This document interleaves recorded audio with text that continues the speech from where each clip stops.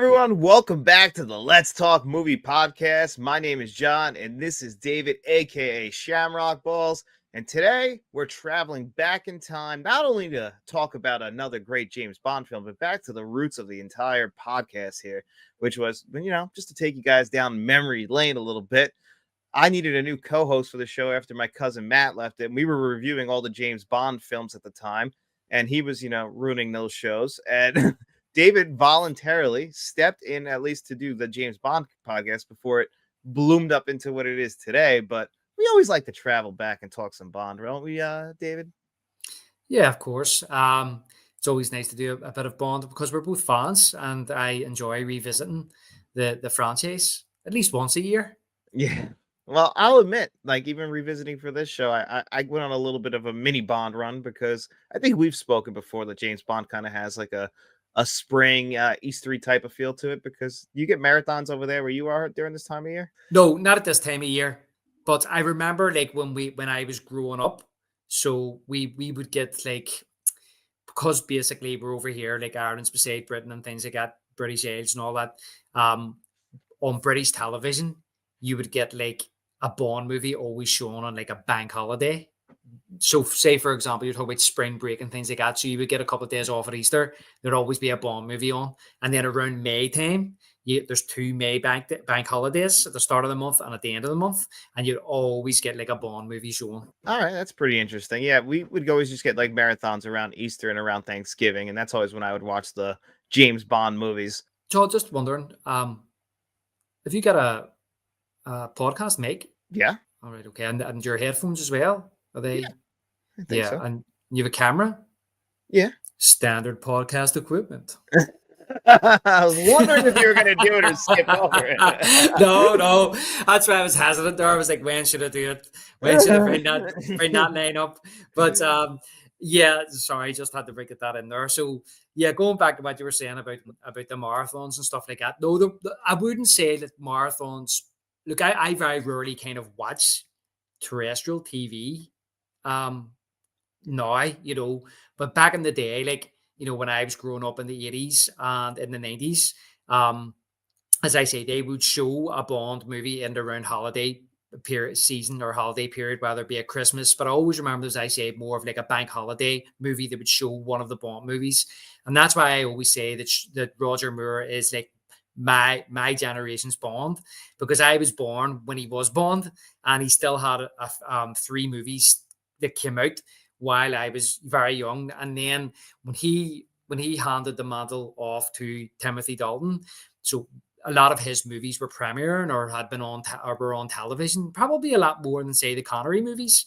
So I always kind of feel as if Roger Moore is my generation's Bond, rather than, say, for example, Timothy Dalton or even Pierce Brosnan, who I was a teenager at the time when he became Bond, where you kind of think that maybe Pierce Brosnan should be. But it's more Roger Moore. So I always kind of remember, like, then as television kind of progressed, John, and then we got, like, for example, I'll give you an example. We have a television station over here called ITV, and they would be the ones that would show a lot of the Bond movies. And then they had like ITV2, and then ITV3 and ITV4. So those kind of channels, which weren't like the mainstream ITV channel, they started showing a lot of movies. So there may have been then what you would call this a Bond season, where they would show a Bond movie once a week, every week, throughout maybe the summer or something like that. And I think that is where I actually went back and watched Moonraker again, properly. The full way through was on like an ITV2 or something. It must have been on some night. I recorded it and then sat down one evening and watched it, fast forwarded all the adverts. So I think that was probably the first time, because growing up, I just remember bits and pieces of it. Yeah, I mean, Moonraker, I think I've told you before, like, and I was probably like, I think we started the Roger Moores together, and Roger Moore was one of the ones I was the most unfamiliar with. And I think when going into this, he was my least favorite James Bond, because I didn't feel like, especially if you would watch them in order, I still kind of feel this way. It's like the Sean Connery Bonds feel really special, while these ones can feel at certain points very formulaic and very similar to each other. And Mhm. I remember like growing up, I just felt like it was like a little bit of a down when I would watch the Roger Moore ones, and then kind of I love the Timothy Dalton ones. And then Pierce Mhm. Brosnan kind of also has a similar Roger Moore feel, but I just always loved Pierce Brosnan's James Bond. I liked seeing him on screen. Whereas now when we're watching through, I could see I'm appreciating Roger Moore a lot more. And like I just feel like I kind of didn't give him a fair shake when I was younger. And it's funny because you got to see him a lot more and probably watched Moonraker and all these other ones a little bit more than I did. A first shaken, not stirred. Oh, absolutely. Yeah, but when you grew up with things, you're not as critical. And I was aware of Sean Connery. I was aware of Timothy Dalton, but because Timothy Dalton had only done like two Bonds, you never really thought of him as Bond. And at that particular time as well, his movies hadn't been on TV as much as say the Connery movies or the Moore movies. And as I get older, and I think I'd mentioned in our last podcast, Sean, is that because I was a teenager when Pierce Brosnan became Bond, I'd kind of lost all interest in Bond. By the mid 90s, I became fascinated more kind of with um, the Connery ones. I remember the Connery ones being on and recording them off the television during one of those, as you would say, marathons. They would show them over a period of time and recording the likes of From Russia with Love. I had that on tape and absolutely loving From Russia with Love. So I was more at that particular time a Connery fan, more of a, even though there was a lot of his movies did have the fantastical in it. I don't really feel as if, apart from Diamonds Are Forever, I don't feel as if his movies kind of reached the height of nonsense that some of the Moore ones reached, you know? And I think by that age, being a mid teenager, I found the Moore ones kind of embarrassing. Yeah. I mean, watching this one back, especially, you get that exact feeling. I feel like I was like even just right in the beginning. I mean, we'll get into the movie in a little while, but I'm just like the tone of this is just very, very, very cheesy. And I'm like, it's weird that they would go for that because I believe we've talked about like even like hinting at this episode last week. Like the intention was for this to like kind of jump off of what Star Wars was doing and that famous Mm. quote, like, that's science fiction and we're going for science fact. I'm like, that does not come across in this film at all. Like, so I don't know what you're talking about. It's clever marketing. Clever marketing. You know, we're smarter than Star Wars, but because Star Wars is a fantasy and this is real, so you got to come see it. Um, yeah, but yeah, exactly. So, firstly, like because of what I said about the Moore movies and being kind of as a film fan being embarrassed, maybe as a fan of Bond and being embarrassed by them once. I finally, and I think I've mentioned this before in some of our other James Bond podcasts, I finally caught this one night on TV, which I mentioned earlier on, and watched it and thought this was one of the worst Bond movies that I've ever seen. It's like down there, it's bottom of the pile for me. You know, it's down there with Diamonds Are Forever, and so I actually had the opportunity then to buy the Bond box set. I think I'd actually watched the likes of Live and Let Die on television, you know, because I hadn't seen it in years and loved it. And then the Man with the Golden Gun, I went, not so much that one. And then I watched Moonraker. I went, that's terrible. But then I went, you know what? I had this box set was on sale, and I thought to myself on Blu-ray, and I thought I'm going to buy this, and I'm going to give. I'm just, and I think I recently watched the Connery ones on DVD because I had them on DVD. I'd watched all them ones. I've seen them a load of times, and I went, you know what? I need to branch out here, and I went, I'm going to give Connery a chance. So I bought this box set. I got a good deal on it, and I started again from Live and Let Die, and I just watched the Moore ones, and I just all of a sudden had this newfound appreciation for Roger Moore, James Bond, and I absolutely love his Bond. And even though I still believe that Moonraker is one of his worst, you know, it could well be his worst of the 6 or 7 that he done.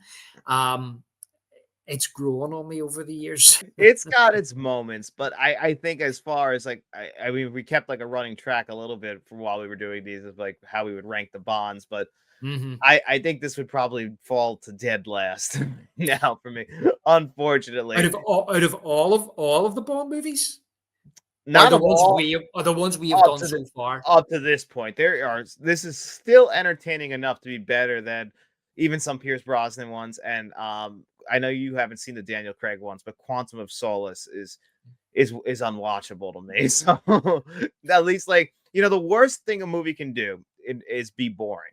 Like, you Mm, know what? At least if you're bad, and I'm like, I can still watch the movie. Okay, it's a bad movie. Like this, I wouldn't say it's like a good movie. It's just too tropey and everything that it has mhm. going on that we'll get into, but it's still a watchable movie. Whereas I feel like Quantum of Solace, which it got dragged down by the writer's strike at the time, and it shows. And I just feel like it's just a terribly boring movie. Well, I have seen the Craig movies. Oh, It's Pierce Brosnan's movies I haven't seen. okay. I'm sorry. That's my Yeah, yeah. mistake.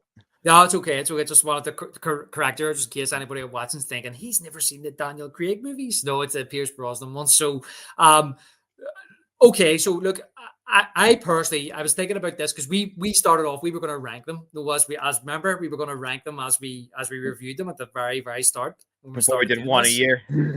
Yeah, and I've on the one a year. But I don't know where I'd rank this up until this point with all the Bond movies. What I mean is up until Moonraker, from Doctor No to Moonraker, it would be pretty low. But I can't put this below Diamonds Are Forever. There's Yeah, I no remember way. you not. I remember you really did not like Diamonds Are Forever at all, and you still don't. I still think Diamonds Are Forever has its moments in there. It's not. I mean, it's not great either. It's terrible. It's just really terrible. And this is, like I say, this is growing on me. You know what I mean? But we'll get into it. But as you said, there, the Bond creatives, they've been doing Bond now for 16, 17 years. So they're really seasoned veterans by this stage. Yeah, So they're really kind of by this stage in the late 70s, they're buying into that blockbuster trend at the time, throwing a lot of money at it and hoping it makes them a rake load of money, no pun intended. And but at the same time, as you said, it's still formulatically Bond. So this movie was like $32 million budget, which was yeah, a which hell of a lot for a Bond movie at that particular time. and it paid off. Like that's the thing that like we might talk about the quality of the film, like what we get into it, like what we actually think of, like as far as the film as it itself. But this was the highest grossing James Bond film to the point, and it held that all the way until Goldeneye, and that's impressive. So whatever they were going for, from a marketing standpoint, it worked. Yes, 16 years. And but also I want to make the point to clarify there is that when I said that's an awful lot of money for a Bond film, it's an awful lot of money for any movie at that particular time, but specifically for a Bond movie. Because I remember you had pointed out, John, they were only spending in the early 70s, they were spending about $7 million on a Bond movie. Now I know that by the late 70s, that because of the blockbuster trend, the budgets were starting to go up and up and up and up because they were trying to outdo what came before. And that's what I mean. I just feel as if Cubby Broccoli was just kind of late. Well, apparently he said that once the production team brought the cost of the movie to him, when they decided what they wanted to do, they were like a wee bit apprehensive. This is $32 million. Apparently he looked at it and went, yeah, it is a lot of money, but if that's what you have to spend to get it made, then yeah, that's what you have to spend. Yeah, I think the exact quote was like, you got to spend money to make a good movie or something like that. And like it, Mhm.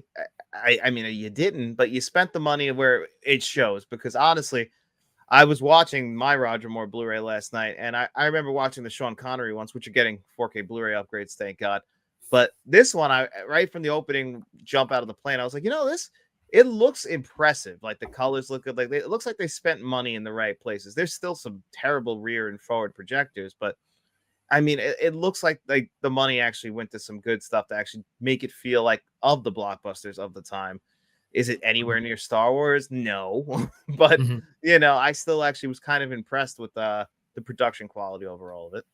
Yeah, but I think the movie looks really good. The only thing for me that's dodgy in the movie is some of the stunts because a lot of them stunts were being done for real.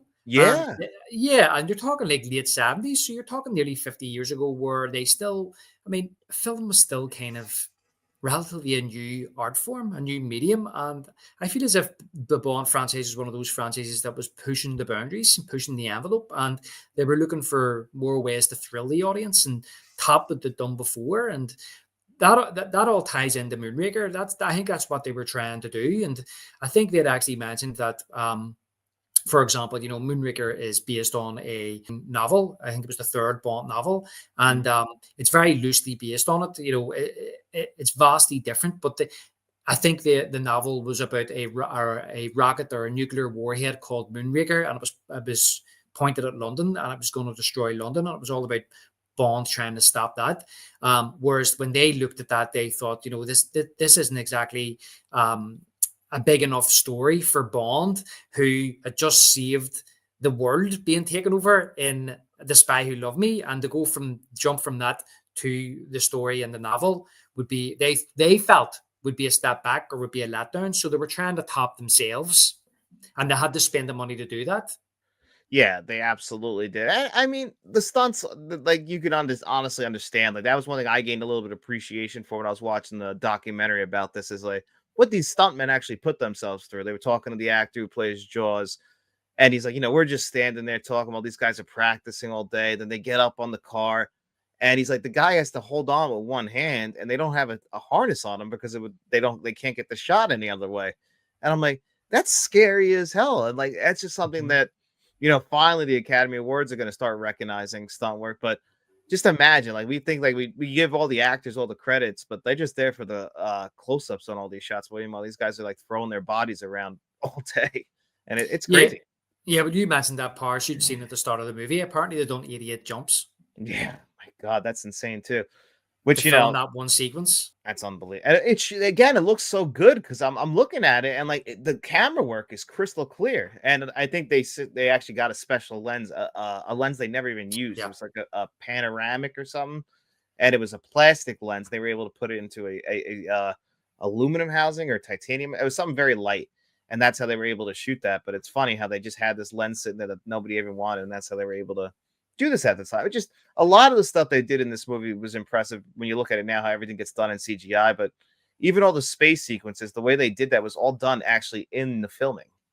Well, that's what I was going to go on and say, John, as well. Is that when you were saying about, you were saying about what was it you mentioned there about the movie, and I thought it looked great, and you were saying that some of it doesn't. Is that right? Was that what you were saying there? And Yeah, some stuff looks incredible. Then they still cut back to old Bond stuff like rear projection. Like, Yeah, yeah, I understand. Yeah, so they were still using those old techniques, and the point I was trying to pick up, you could maybe guarantee that a lot of that money, okay, they went to several locations in this movie. They really did. Sometimes I've heard stories where they just pick locations and then build a they story had like around it. teams So it's around at the same time, like working at different. They had like four teams. They said at one point in all at different locations shooting. I'm like, that's insane. How do you manage that and make a film at the end?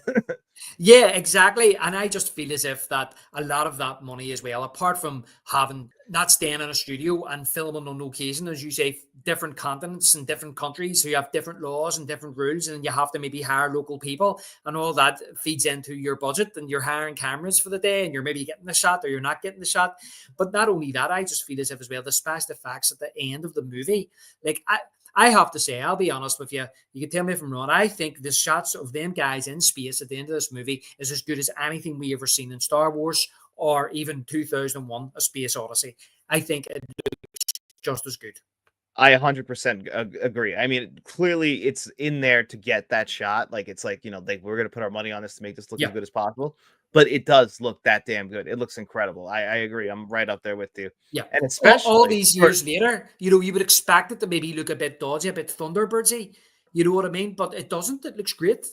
yeah, no, like that's what you're building up to throughout the entire film is that, and it does pay off. Like I would have been forgiven it so much if it would have looked pretty bad, but that stuff looked great as well. Yeah, it personally did, and that's what I think as well. And they basically said that because the taxes were so high in Britain that they decided not to film at Pinewood, and they went to France, so they had to build big sets there as well, in France to save money. Yet that probably blew the budget as well. Well, it's funny because going back to our aliens pod we did a few weeks ago, talking about like how Pinewood had their own studio people and they had their own set of rules there. Well, France apparently did not do overtime, so they would not.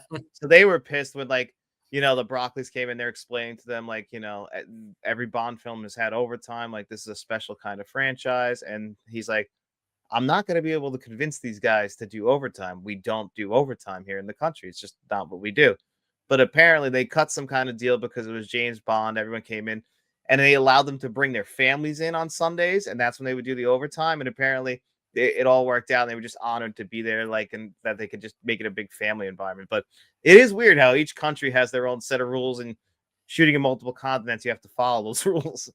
I was actually laughing to myself when I heard that because I thought that's exactly what James Cameron had to deal with the British crew, and you maybe guarantee that some of these guys worked on Aliens, and they had that problem a few years earlier when they went to France, and yeah, I believe they said that they started work at 11 a.m. and worked to 8 p.m. with their what was it 8 p.m. or no 7 p.m. without a break, 8 hour shift, no breaks.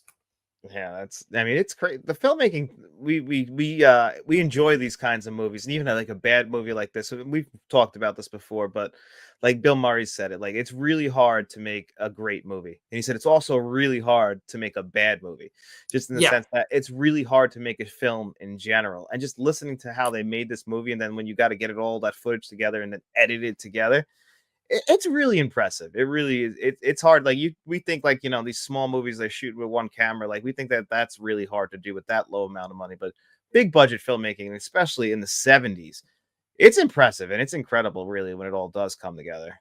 Yeah, well, I've heard plenty of filmmakers say over the years that it's astonishing that any movie gets made at all because of how difficult it is. And, I look at it like, it's nice to have the luxury of money and time, but a lot of filmmakers and artists don't have that. You're working to a schedule, you're working to a deadline, you're working to a budget. Um, and you have all these different ingredients, and it's kind of like taking all these ingredients and throwing it in a bowl and then turning it all around and then tasting it at the end and hoping it's going to taste nice. I also look at it as like it's like a jigsaw puzzle, right? Where you kind of like you figured out this jigsaw puzzle and you're making a piece of it here and you're making a piece of it there and you're making a piece over here, and in the end you bring it all together and you hope it's all just going to fit, you Yeah, know. And like that's what it's like to me. I don't. I've heard it so many times and I couldn't imagine it, but I guess it really does make sense. Like all filmmakers have said, like they hate their movie on the first cut of it because that's when they put everything when they all the footage first together. Then they start to like it as it goes on. I'm like, I could see that. Like when you're getting everything back from like making like a James Bond movie, and you're like, all right, well, how do I start putting this together? Like I imagine like the first few cuts of this movie would probably be really bad. Well, I mean, I don't know. I always imagined that. I think if I was a filmmaker or a director, and I know it's a collaborative effort, and not everybody, as I say, is an auteur or has final cut or has the luxury of just having their say, whatever they say goes. But in my head, if I was director, I'd have in my head the story of where it's going and how it's scene goes before. So do you know what I mean? So when you get back there, you know what you're doing, how you're going to put it together. Well, And I know that's probably difficult when you have so many voices in your ear, like producers and actors and things like that. There, Well, that's like what one of they say about like one of the great directors, and I hate that I'm going to be the guy to do this today, but Steven Spielberg, like with like movies like Jaws and Indiana Jones and everything like that, they would always say that he had the whole movie in his head beforehand. yep. So anything that they were shooting, he knew exactly how it was going to come out in the end. And I don't think every filmmaker can do that. That's what makes Steven Spielberg so special. Well, look, I'm not a filmmaker. Do you know what I mean? At the end of the day, I'm a film fan and I have a passion for film, but I used to do a bit of art, right? Hmm. And the thing is, before I sit down and put my pencil to the page, I can see in my head what my picture is going to look like while the picture's blank. See, that's impressive. See, Yeah. I work very different than that. I kind of have some ideas, and then I go from there, and then like kind of hope it all comes together at the Yeah. very end. And like sometimes it does, and sometimes it doesn't. See, so Yeah. that's like two different styles. And I guess you are the Spielberg of our operation. Well, look, at the end of the day, everybody works differently. People Mhm. ask me sometimes when I'm doing my art, how do you do it? Where do you start? And I can tell them, but it's basically up to them what they feel comfortable doing because what I do may not suit someone else. But personally, if I don't have that picture in my head before I sit down to start drawing it, then I can't. Well, it's not that I can't do it. You know, I probably won't do it. I need to know in my own head, and sometimes it just comes to you. You just go, I'm going to do that. And Mm. then I can see it before it's even drew, and then I draw it. And what I see here comes out on there. That's basically how it works for me. So I can understand well, I think from a filmmaker's point of view, he's got to see it up there before he sees it on the screen in front of him. But that's more difficult than somebody drawing a picture because you have to deal with the logistics of maybe say the location and actors and rewrites and dialogue that you think works but doesn't work once you filmed it. I've heard stories of that, people saying lines and them saying that's not working, we're gonna have to change this.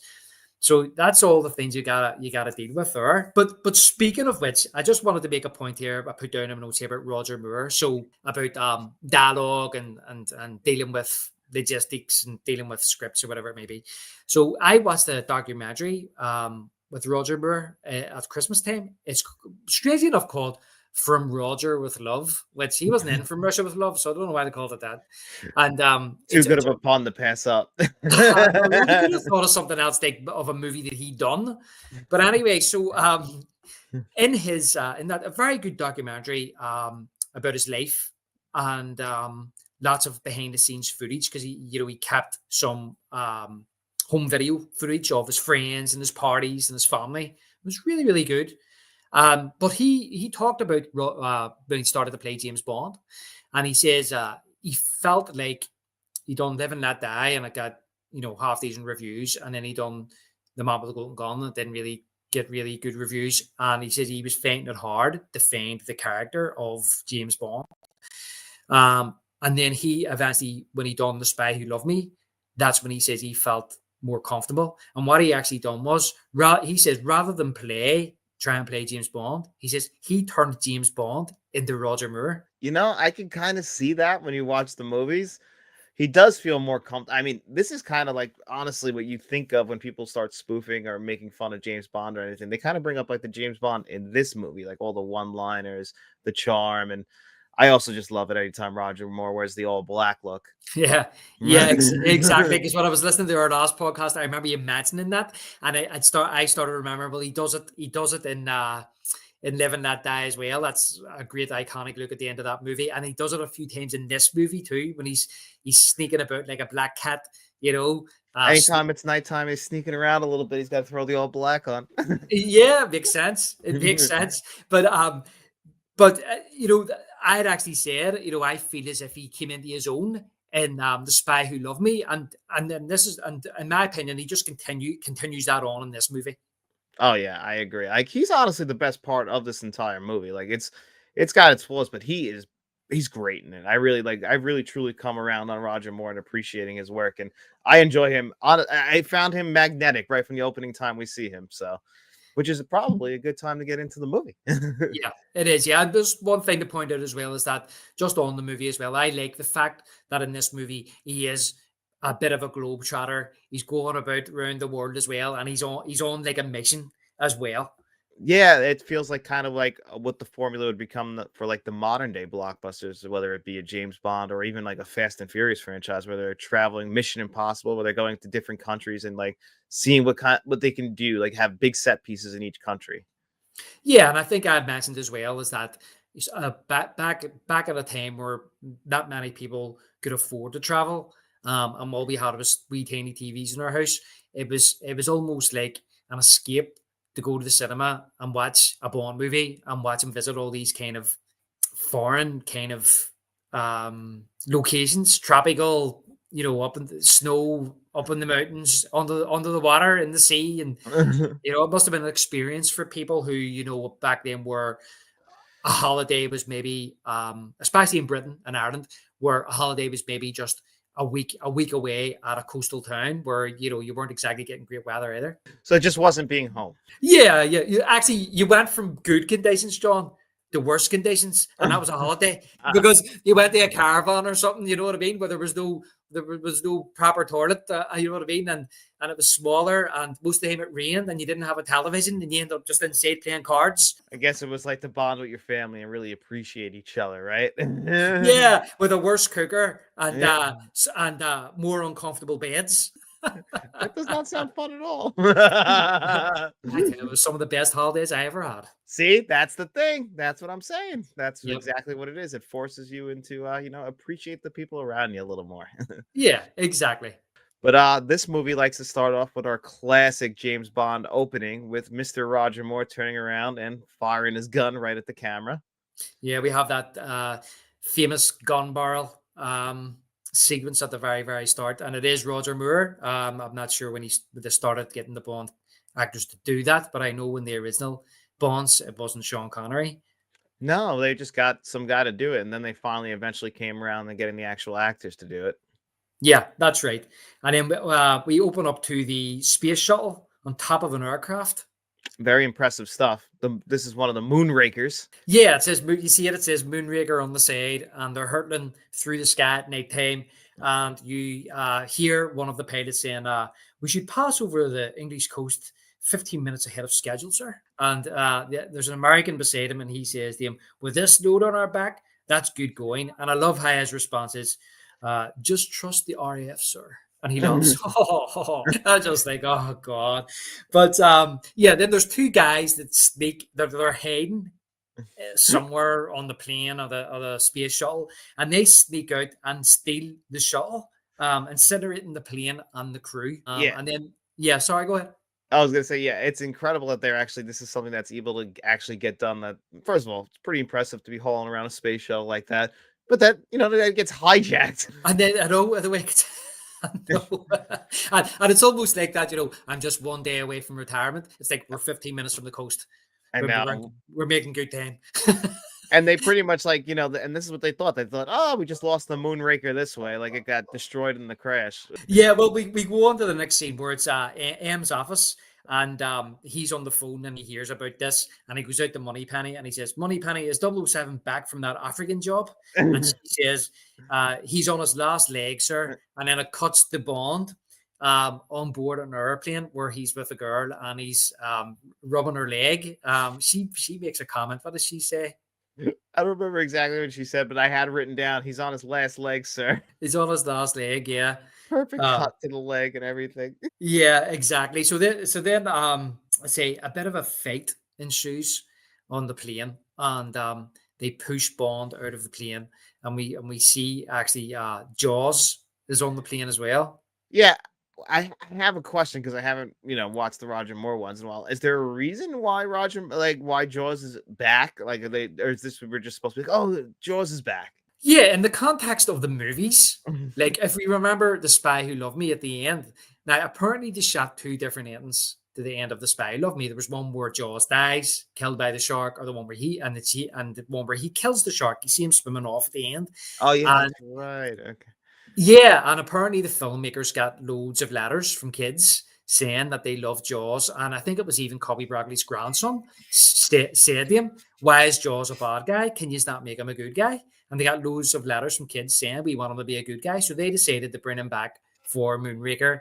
And as the film develops, he Yeah, then switches sides. But it's like at the start where Bond's fighting in the plane, you don't see Jaws. Like Bond throws the first guy out the door, and he's standing at the door, and then Jaws comes up out of nowhere and pushes him out of the plane. So there's Bond hurtling through the sky, like Superman flying through the sky, and he then directs himself to go down and steal the parachute off the guy he had just knocked out the plane. So smart move, honestly. And yeah, he gets right to him pretty damn fast, and then he grabs that parachute off him. Beautifully shot. This is where I first noticed like the money being spent on the movie because it looks great out here. Oh yeah, yeah, and then Jaws is flying towards him too. yeah. Now the only thing is, obviously, John, I don't know what it would have been like in the cinema in 1979, but watching this on Blu-ray, when you see the stuntman dressed as Jaws heading towards him, he looks absolutely nothing like Richard Kiel. He's got this jet black hair spiked up. He looks more like Dennis the Menace, and he's got like Yeah. tin foil in his mouth, and he's going towards Bond.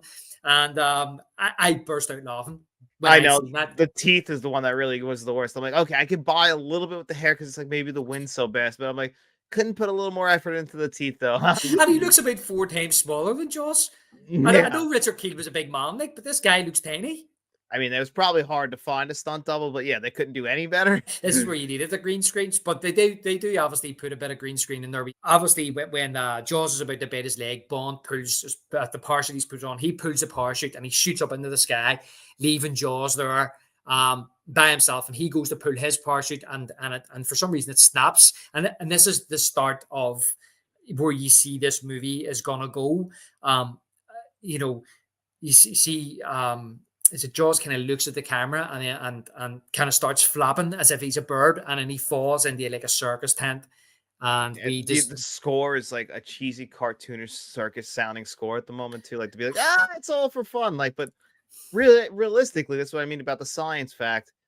Jaws just died. Like, yeah, I mean, falling whatever that is, thousands of feet. It doesn't matter if you hit it. I don't think it matters if you hit a tent, would it? I don't know. I Would you don't. survive?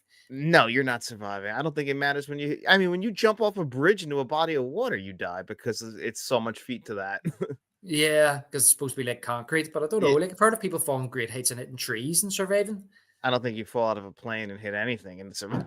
I mean, hey, listen, he survives a few more things just like this throughout the movie, so he's Yeah, Jaws. I'll get to that. And that's the thing about that's the biggest gripe I have with this movie. I was going to leave it till my final thoughts, but I just think there is a really good movie in here if they cut a lot of that nonsense out. But anyway, so he kind of it kind of dissolves then into the Moonraker song. So what do you think of the Moonraker song, John? I wrote in my notes, very disappointing opening credits. I don't like the song, and I don't even like really the credits themselves. Like it dissolves in a weird way, like where it's still like Jaws. And I'm like, I don't know. Like that's what I was saying. Like this is why I'd probably put at the bottom. I know you don't like Diamonds Are Forever, but at least that has a memorable song and memorable opening credits. This just feels like this is the part where they cheaped out on. It's weird to me. Yeah, do you know what? Funny you should say that because Diamonds Are Forever is a brilliant song. Has to be one of the best Bond songs of all time. This one here is very forgettable to the point where I was talking to my parents about Bond songs one Sunday afternoon, and I mentioned about Shirley Bassey. You know, which ones did she sing? And they couldn't think of the third one, and they were like, and I was like, Moonraker, and they says to me, which way does it go? And I tried to sing it to them, and they still didn't know what it was. Now, I'm a brilliant singer, so I don't understand Absolutely. why they couldn't understand.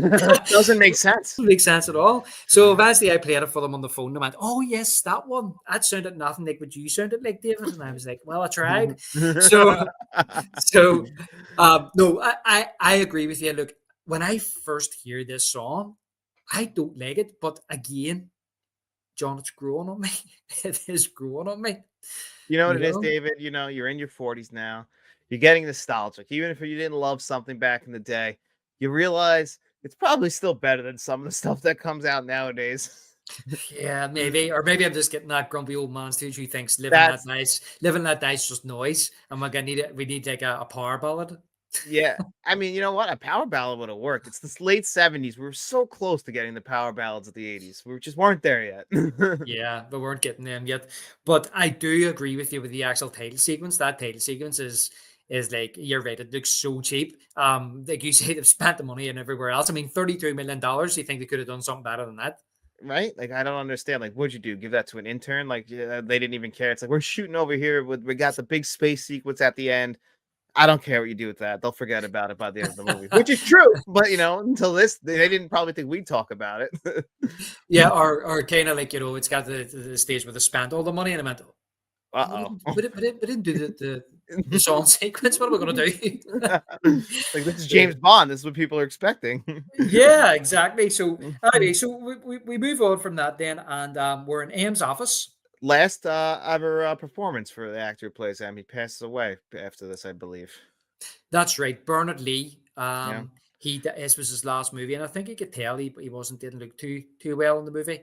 Yeah, they were talking about him in the documentary, and like you know, the actor who played Q was still alive when they did the documentary. Who I always forget his name, but he's still one of my favorite actors ever throughout the entire franchise. I love him, but yeah, he was saying how like on set, like you know, they were supposed to go out to dinner one night, and they're trying to rush him along, and like he just wanted to sit there and play piano, like you know, like and then when Yeah, they came back after dinner, he was still playing piano and had like a crowd around him, like. I think a man who kind of knew he was like late in his life and wanted just to appreciate the little things a little bit more. At least that's what I took away from the story. yeah. Desmond Llewellyn Desmond Llewellyn, yeah, I is think Q. I ask you every time, so I want to keep that tradition going. No problem, Mike. But I couldn't even remember. I was like, what's he call him again? Yeah, but so Q's in the office, and the Ministry of Defence, Frederick Gray is in the office as well. And Bond comes in, and Q, for some reason, again, I don't understand why there's a television behind the mirror. I mean, this is M's office. Could he not just have a television? It's like, oh yes, look, there's a mirror. We'll just put the mirror up, and there's a television. And as you briefly mentioned there, John, they see the wreckage of the plane, and Bond knows about it, but he doesn't realize it was carrying Moonraker, and that was basically stolen. So they ask him to go and check out Moonraker's or Hugo Drax, Yep. his company, Moonraker. where he built the actual shuttles for them, and it was being transported. It was being loaned to the British from the United States. And so he Bond says, I suppose I'm going to have to go to California and check this out because that's where Drax's base is.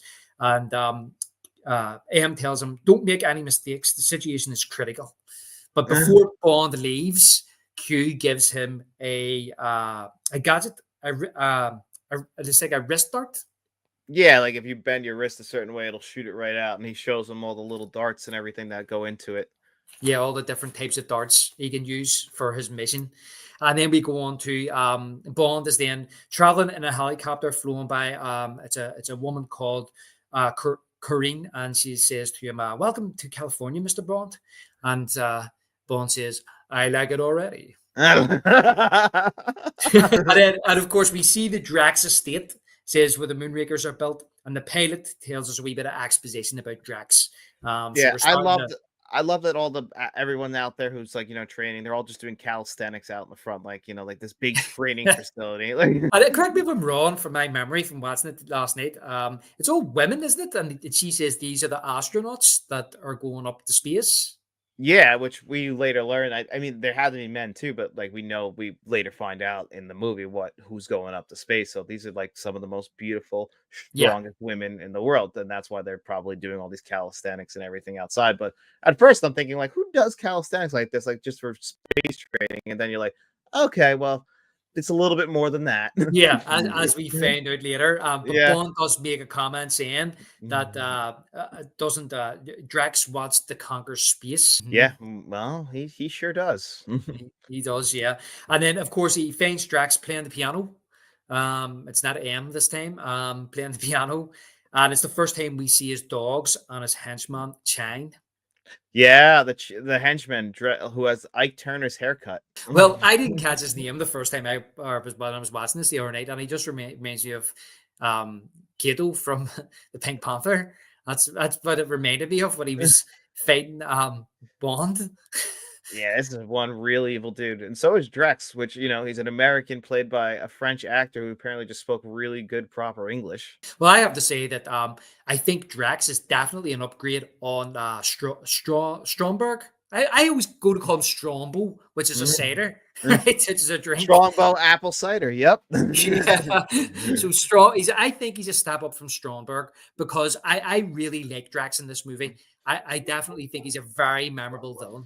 He is a very memorable villain, and honestly, we'll always get the big exposition dump at the end. But it makes sense. And honestly, in the world we live in today, what he's trying to conquer, it's not like that much of a surprise. I saw like Mickey 17, which was very similar, like in this as a plot to this movie, where they're going to other planets to try and start new societies on those planets, and it's like. Moonraker did that in 79. Yeah, well, I don't want to get political or nothing like that because I don't like getting political. But when I was watching this again last night, I was thinking, Elon Musk. Okay, I wasn't gonna be the one to say it, but I'm glad we had the same one. I thought I better not bring that up. Yeah, okay, but if we came to the same conclusion. But I kind of thought that's where you were going there, and I went, well, I'll mention it. I mean, what's the name of his space company? It's not Moonraker, but SpaceX, yeah. yeah. Right enough, we've arrived. We have Yeah. arrived. So So yeah, maybe anyway, it is science fact, David. right enough. Kobe Brockney was ahead of the game. He Yeah. could see the future. He knew. He knew what was coming. He knew it was on the radar. But anyway, so Drax then directs Bond to speak to Dr. Goodhead and tells his henchman Chang to look after Mr. Bond, ensure some harm comes to him. See that some harm comes to him. Very, very sinister indeed. So right out of the block, okay, Drax isn't trying to fool the audience about how evil he is. Right out of the block, it's like, yeah, don't like this guy, get rid of him. And then so he brings him down to meet Dr. Goodhead, and Bond approaches this very good looking woman, I have to say. What's Very intelligent too. very intelligent, very beautiful looking, and he says, I'm looking for Dr. Goodhead, and she says, you found her. And I love how Roger Moore goes, a woman. A woman. I know. And she's like, I can't remember. She makes a comment Very back observant, very, Mr. Bond, aren't very, you? very observant, and that's Holly Goodhead. And then he says, I think he says, James, before he says, name is Bond, James Bond. And then he says, James to my friends, but she's not, and goes to shake her hand, but she's not falling for it. She knows that he is trying to charm her. So now we meet Holly Goodhead, which is an innuendo on her name there, and she brings him down to the centrifuge trainer, which simulates gravity pull when you get shot into space.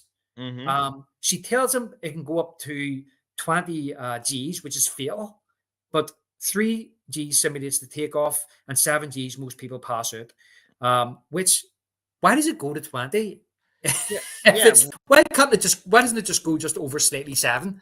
yeah. Go to 10. Like, why'd you have to double 10 if it could, no one's ever even gonna hit 10 if they pass out at 7? Doesn't even make any sense. Other than we need it for the scene, and like maybe every once in a while, like somebody's gonna come along that like, oh my god, look, we got it to 10. He's still going, and like like that kind of thing. He's still alive, Yeah, you he's know. not dead. That testing monkeys or something in it. I don't know. But of course, she's, why don't you try it? And Bond is still trying to act Mr. Cool. He says, why not? No, no. So Bond gets in this thing anyway. And I heard like the sound effects sound like the Alien computer. Did you notice that? The computer Yeah. from Alien? Well, there's Uh-huh. another movie that I got some sound effects from that I got in my notes here. We'll talk about later. Okay. You can let me know that one. And of course, I have to say here, John, this is my favorite scene in the whole movie, and it's so early on in it. At this stage, this movie's really good. At this stage, I'm really enjoying the film. But when he goes in that shuttle, and then of course she gets called away. I think Drax calls her away. I think Chan comes down and says Drax wants to speak to you, and then he goes up and whispers in the engineer's ear because she has said, "Oh, he controls it up there," and then he starts controlling it, and Bond just starts spinning round and round and round. He's putting the G force up. It's going up and up and up, and Bond's kind of I know. Oh, it's going like funny. that. You know how they got that effect of him like blowing like that? He's holding an air compressor in his hand, Roger Moore, and blowing into his own face. I just laugh so much at this scene. I think it's so funny. The look on his face, the way it's being pulled back, it was I mean, like I wrote down, I can't believe he doesn't puke. well, that's what I thought. So okay, so this is the first time Q's kind of gadget, his wrist dart comes into play, and usually when Q gives him a gadget in the movie, this is something I kind of have to give props for, because usually when Q gives him a gadget, it comes into play at one stage throughout the movie, and he uses it here. And I think as an audience member, you think, "Ah, that came in handy," and you don't think about it again Nope. for a I long like time. that they doubled up on it and like used it in the early and then late. I like that. Yeah, and that's what kind of it stops the machine in its tracks. And then Holly Goodhead comes down, and she's like, "Oh my god, I don't know, it must have malfunctioned," and she helps him out. And I actually like how serious the end of this scene ends, because it's not kind of like, he's not like pulling out one of his one-liners or a gag. He really plays it seriously. But I do think that if you'd just been through that, you wouldn't be able to stand. He kind of falls over, and then she tries to help him, and he puts her hand back. But I think literally, if that had just happened to you, you'd be on the ground for about an hour just laying there, because your head would be just spinning. I'm pretty sure like you're going to the hospital. Like, astronauts, like when they're training, like they do that very gradually. James Bond just got in it as a whim. He was just there that day. Like, I'll try it out. And meanwhile, he's better than everyone. He's like, why not? Yeah. And yeah, and of course he kind of just shakes it off. He's like, "Ah," and then looks up to where the controls are, and he sees Chang slowly, slithering away, the snake he is, away from the controls, and Bond, right enough, boots two into the guy, and thinks, "Oh, right, you were up to something there. You tried to Yeah. kill me." Yeah, he's getting the message. I mean, I don't think he trusts Drex and his buddy anyway, right from the beginning. Oh God, no! And what I like about this as well is that he actually goes to Drax's estate not as trying to be somebody else. Drax knows who he is, but at this stage, like whether or not he suspects Drax at this stage, John, it's one of those situations where it's kind of like, because it was a rocket that he had built and was being transported from the United States to Britain, it only makes sense that they would send a British. I don't know if he knows he's a spy or an agent, but they would send one of their what do you call them? Investigators, detectives, or something like to check in on this. One of their representatives. Yeah, they come down and they probably said, "Look, we're sending somebody down to look into this to see, what we can find out what happened to the Moonraker." You know what I mean? So I like that. I like that he's not trying to play a different character, but obviously because Drax is behind the whole plot, he's probably done his groundwork and he's found out, oh, this guy is 007. He's a spy. They suspect me. He's called it. They actually suspect that I have something to do with this. So get rid of him. Um, and of course, then we go on to the next scene where I think this is the first scene where he's in his signature black. Yep, because he was just with what's her name, right? The lady. Yeah, so he actually seduces the French girl, Corinne, and Hmm. he just tells her outright, it's for information. Yeah, and like when he starts sneaking around and goes into the office and like takes that out of the safe, and she's like, "James, no!" I'm glad you said it. Like you really put some effort in. They're trying to stop him. And like, oh, stop me, I'll try and stop you, I'll try and stop you. Yeah, Yeah. exactly. And so it's after they actually, you know what I mean, do it. Which every woman in this movie, any woman he wants, he can just have. He can just walk up and kiss them, and then that's it. Yeah. Like, their I mean, clothes just fall off. what's that YouTube channel? Dead Meat. They got the kill count. I mean, what's James Bond's body count in this movie? Is it the highest that he got, like as far as Oh bagging God, women? let me think. Because he does get every single one of them. Like There's there's at least three that I'm counting. I 3 or 4, right? Is it 3? It might be Well, 3. there's Corinne, there's the girl Manuela, and then Mhm. there's the Holly Goodhead. But Yeah. that's three, and there's certain he's been with more in other movies. All right, so 3's okay. I was just impressed, especially since they end the movie on it. Three's still pretty high though. I mean, it's only a 2-hour movie. Yeah, it is pretty Yeah, high. it's still pretty high. Yeah, I mean, I'm trying to think of like, I think the standard's usually 2. Like, he like has like one early in the movie, and then he builds up a relationship with like one where they're a little bit closer, and then of course he's gonna nail her. But it's very rare where he gets like one in the middle. yeah, like, see, I'm trying to think of a View to a Kill because I know that he gets with Grace Jones and he's with a girl at the start of that, isn't he? And I don't know if he sleeps with Tracy, but he also sleeps with another spy in that one. So if he sleeps with girl's called Tracy and a View to a Kill, that's four. Yeah, I'm trying okay. to think, but And in he this make one, he he make starts with a girl, but what happens with her? Like he doesn't. He probably wasn't with her yet, right? yeah, exactly. Yeah. So that girl, So she was gonna get it, but she didn't. three's probably average for him, Yeah. Yeah. average. I'd be curious to see what a year is like in the life of James Bond. Probably down at the STD clinic for most of it, to be honest. Yeah, it's like That's sure. his biggest mission of this. It's the biggest threat to James Bond. and he can't even be surprised when it's all done. So anyway, so yes, you're right. Then he goes into the safe, and Mm. I like his wee camera, John, with the 007, and the wee O in the middle has the lens, the flash, and but all this time, de facto Kato Chan is watching. So he's stupid about that. He's watching Bond, so he is. And the next day we have the pheasant shooting scene. Yep. Which I Uh, was like, what are they doing? Shooting pheasants? I'm like, it's a messed up thing, but I guess it makes that's what rich people do.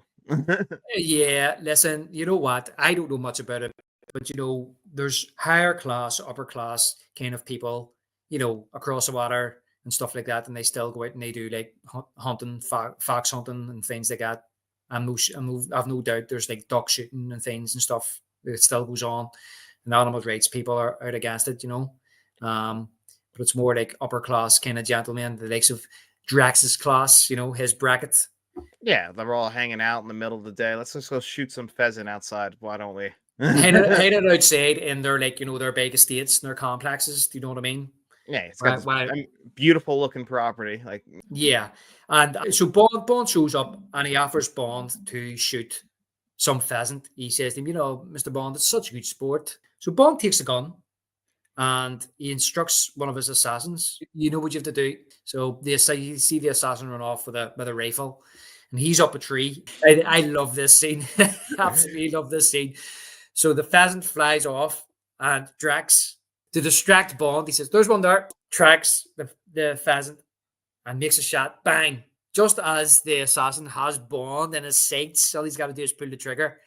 And Drax, you see the pheasant fly off. Bond has missed the pheasant, and Drax says to him, "You missed, Mr. Bond." And Roger Moore turns and says to him, "Did I?" You missed, Mr. Bond. did I?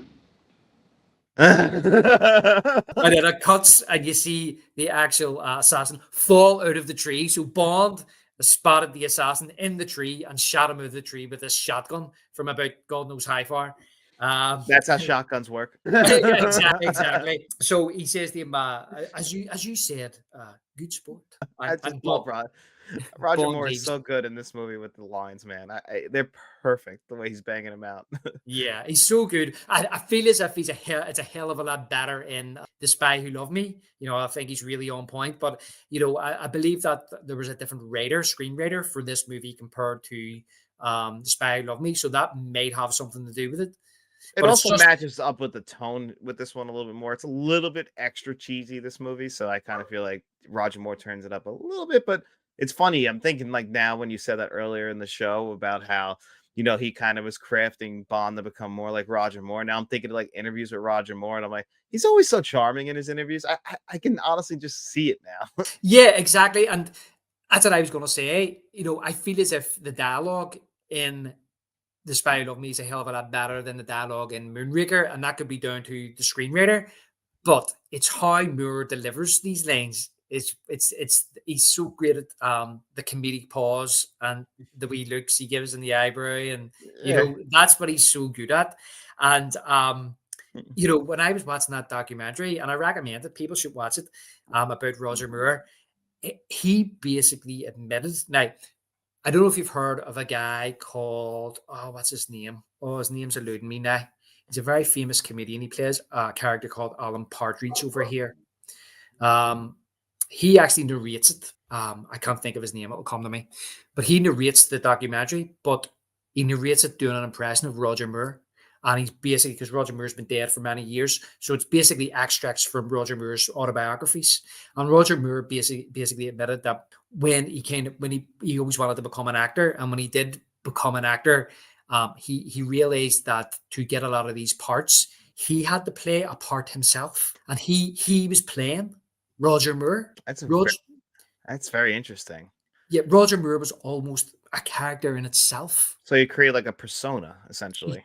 created a persona. Steve Coogan, that's what you call the guy. Steve Ah, Coogan. new to come to you. You become the mayor. So he's very, very, very famous over here. I think he was actually in the new Joker movie, so he was as well. So he's a very famous comedian from here, and he was narrating it. I did hear about him in the Joker because I think he did an interview about a scene in the movie that he was in. Yeah, I think he's only like in one scene, but you Yeah, might know him as well over in the States as we know him over here, right?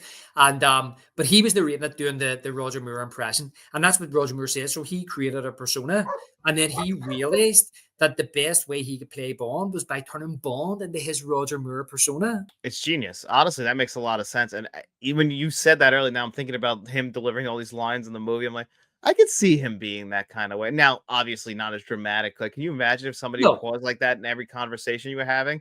You'd be like, "What are you doing?" Like, no, why? and exactly, and the thing is that um, it's dialed up as we said there. A Spinal Tap said to 11 in his Yep. Bond movies. It's more over the top because the movies are more over the top. His Bond is more tongue in cheek. His Bond, I wouldn't say it's a caricature, but it's more tongue in cheek. Even though Sean Connery had the one-liners and he had his moments too, but this is his version, and his version is Roger Moore's version. And I remember that hearing a story about Roger Moore that apparently he was doing a scene with one of the Bond girls. It was a scene in bed, and before they done the scene, he said there, he says, "Look, first of all, I want to apologize that when we're doing the scene, if I get a bit too excited under the sheets." And she looked at him, and then he says, "And I also want to apologize in advance if I don't get excited."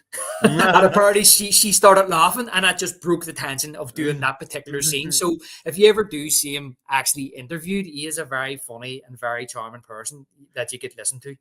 Yeah, he seems like somebody everyone would get along with. And like even like when I'm watching it for this one, we'll get into a scene, but he was telling a really funny story, and it just seems like he's just like a very lighthearted, kind of go with the flow kind of guy. He said, even if I'm like upset or something, I won't let other people know too much.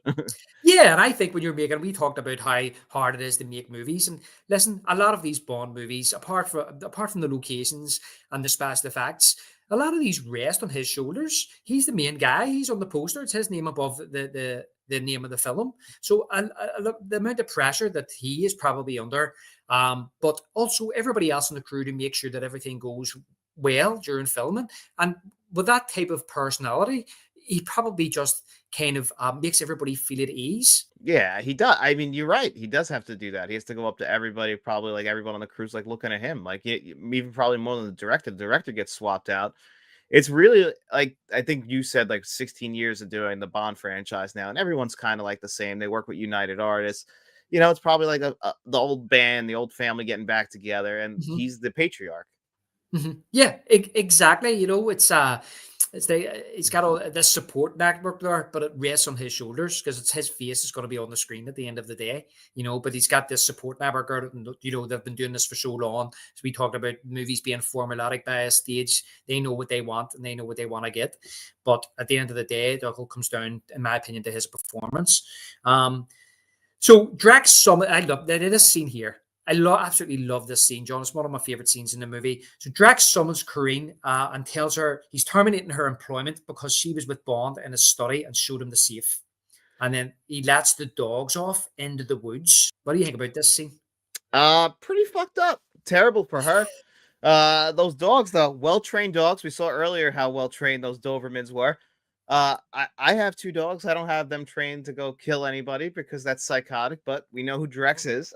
Yeah, do you never throw them like raw meat and then they just gobble it up in super quick time? Like, I mean, my dog Obi can cobble up food like in record time, but not raw meat. I don't give them raw meat. It's not good for their stomachs. well, we seen him do that earlier, and Yeah, right at the beginning, like that's how he sold us on the Dobermans.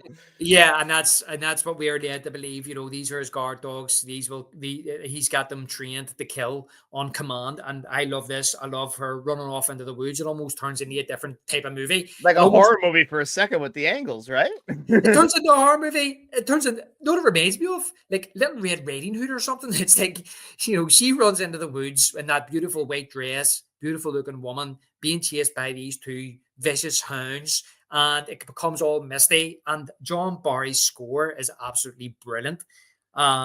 Yeah, it's such a great scene, and then how they kind of jump on her in slow motion. I mean, it's not a. I mean, it is a short scene, but it goes on for a wee bit, and then when you see them jump on her in slow motion, I love just how the camera just pans up into the sky. Yeah, it feels definitely like a late 70s horror film of the time. It's very strange. Like if you look at like movies like Don't Look Now or something like that, it kind of Yes, reminds me of like a shot out of that, not a shot out of a Bond film. exactly. It's tremendous. And then we cut to Venice, and we see Bond is getting off his gondola, and he goes to Van Glass, and Bond snoops about and sees a glass to her, and he sees Holly Goodhead. And I love how he like stands in front of that glass vase for some reason for a second. His face looks really and he decides to follow her, and he asks her what she's doing here, and she says she's addressing a seminar at the European Space Commission. Yeah, I like Hallie. What he see? Didn't he have like a charming line when he first walked up to her? When he I can't remember what he said, but it was something charming, something very Roger Moorish. Yeah, it's probably like fancy bumping into you here or something like that. And then he asks her out, and I think she snubs him, and he gets into his gondola. But this is see up to this part of the movie, I'm loving it. This movie to me is fantastic, and this is where I kind of go, what the fuck? I know, and you know what kills me about this sequence is I told you I went on a little bit of a James Bond marathon before this, so I watched one of my favorites is Casino Royale. And there's a big Venice sequence in that. And when I watched that the day before I watched this, and it's like, man, what a difference in how you just shoot Venice in between these two films because I mean, I get that it's going to change a little bit, but just the sequences and just how beautiful it is, and then this and like how it's just, they're both action sequences. Like one's just ridiculous, and the other one's so beautifully done in Casino Royale. Yeah, and to that point, John. By the way, I haven't watched the Bond movie since last year, so I think that's tainted my view of this movie a wee bit. Because if I had been watching them, even just if I had been watching the Moore ones and then got to this one, I probably would have been a wee bit more harsher on me saying it's growing on me because I haven't watched the Bond movie in a year and I know what to expect from this and I just pop it on. I'm just kind of like, it's not great, but it's It's like fun. James Bond movies up to like Daniel Craig ones always have to hit the certain story beats. as a fan of the franchise, you look forward to them hitting those story beats every time because it's like revisit. Like I said, it's like kind of like revisiting an old friend, and that's what it's like going back. So that's why I love the James Bond franchise. I could just sit down and watch one of these movies and wait for him to do those stupid little things, see what the gadget is, and even in a movie like this, I still have fun in moments. Like there's actually even something in this entire sequence where they put the camera on one of the boats at like a first person angle, and they're Mhm. going through the waterways. Look beautiful. Yeah, and I don't think me personally, that's not really what I'm criticizing. It's more kind of like, for Oh, the example, story. You mean the plot of this? well, it's not even that. It's just, I do feel as if the movie, there's not much depth to this movie. There's nothing really. It's very shallow, and it is just supposed made just for fun, and you can switch your brain off. But it's kind of like up to this point here. To me, we have a plot that's building. We have a really good villain who is willing to kill. We've seen that he's evil, but all of a sudden we've got a guy hiding in a coffin, going down a canal, and he pops out of it with knives Yeah. and tries to throw one at Bond. Kills actually the guy that's paddling his Poor wee bastard. Just yeah out there working. Condolia, Mhm. yeah, kills him first, and then would have been better killing Bond first, but anyway, kills him first, and then Bond sees this. He tries to throw a knife at Bond. Bond moves out of the way, lifts the knife, throws it back, kills him first, and he just lies back, Falls falls back into back the into casket. the casket, and then the Uh, top of it. Like if he had bounced out with a machine gun, it would have been better. But even still, why is he disguised in a coffin? Why could he not just be going down the other lane in a canoe with a gun? Is that just too convenient?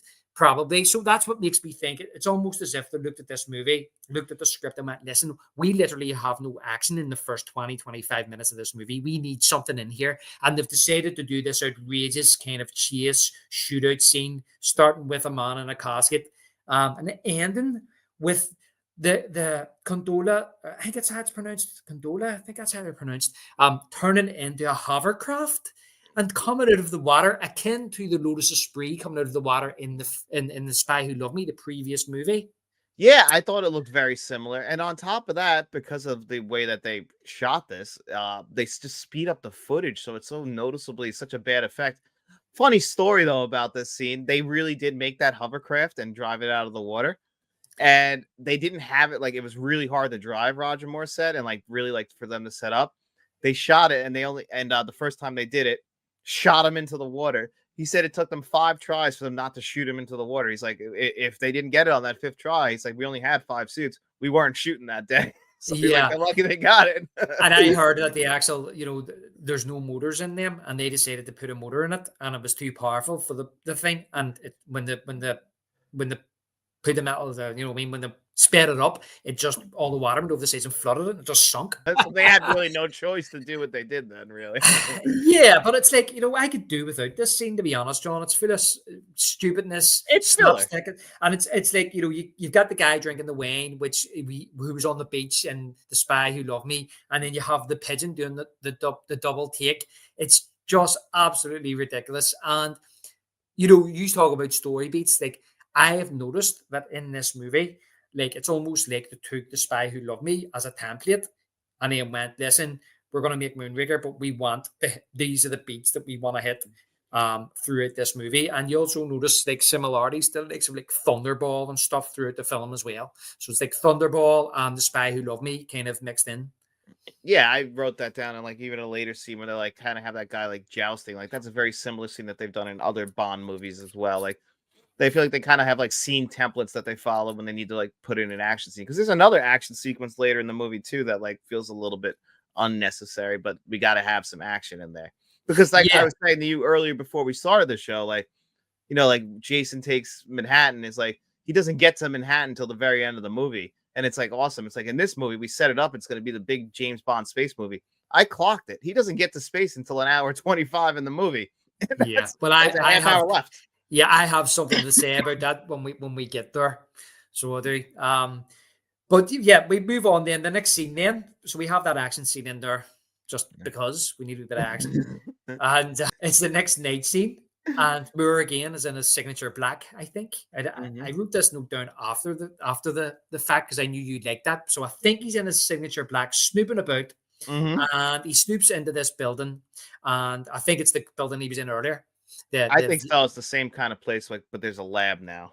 Yeah, Van Glass, and he sees that the code uh, plays the Close Encounters of the Third Kind That tune. was what I wrote. That's what I was talking about earlier. That's what I mean. I'm Yeah. like, I heard that my ears spring up. I'm like, that's just Close Encounters right there.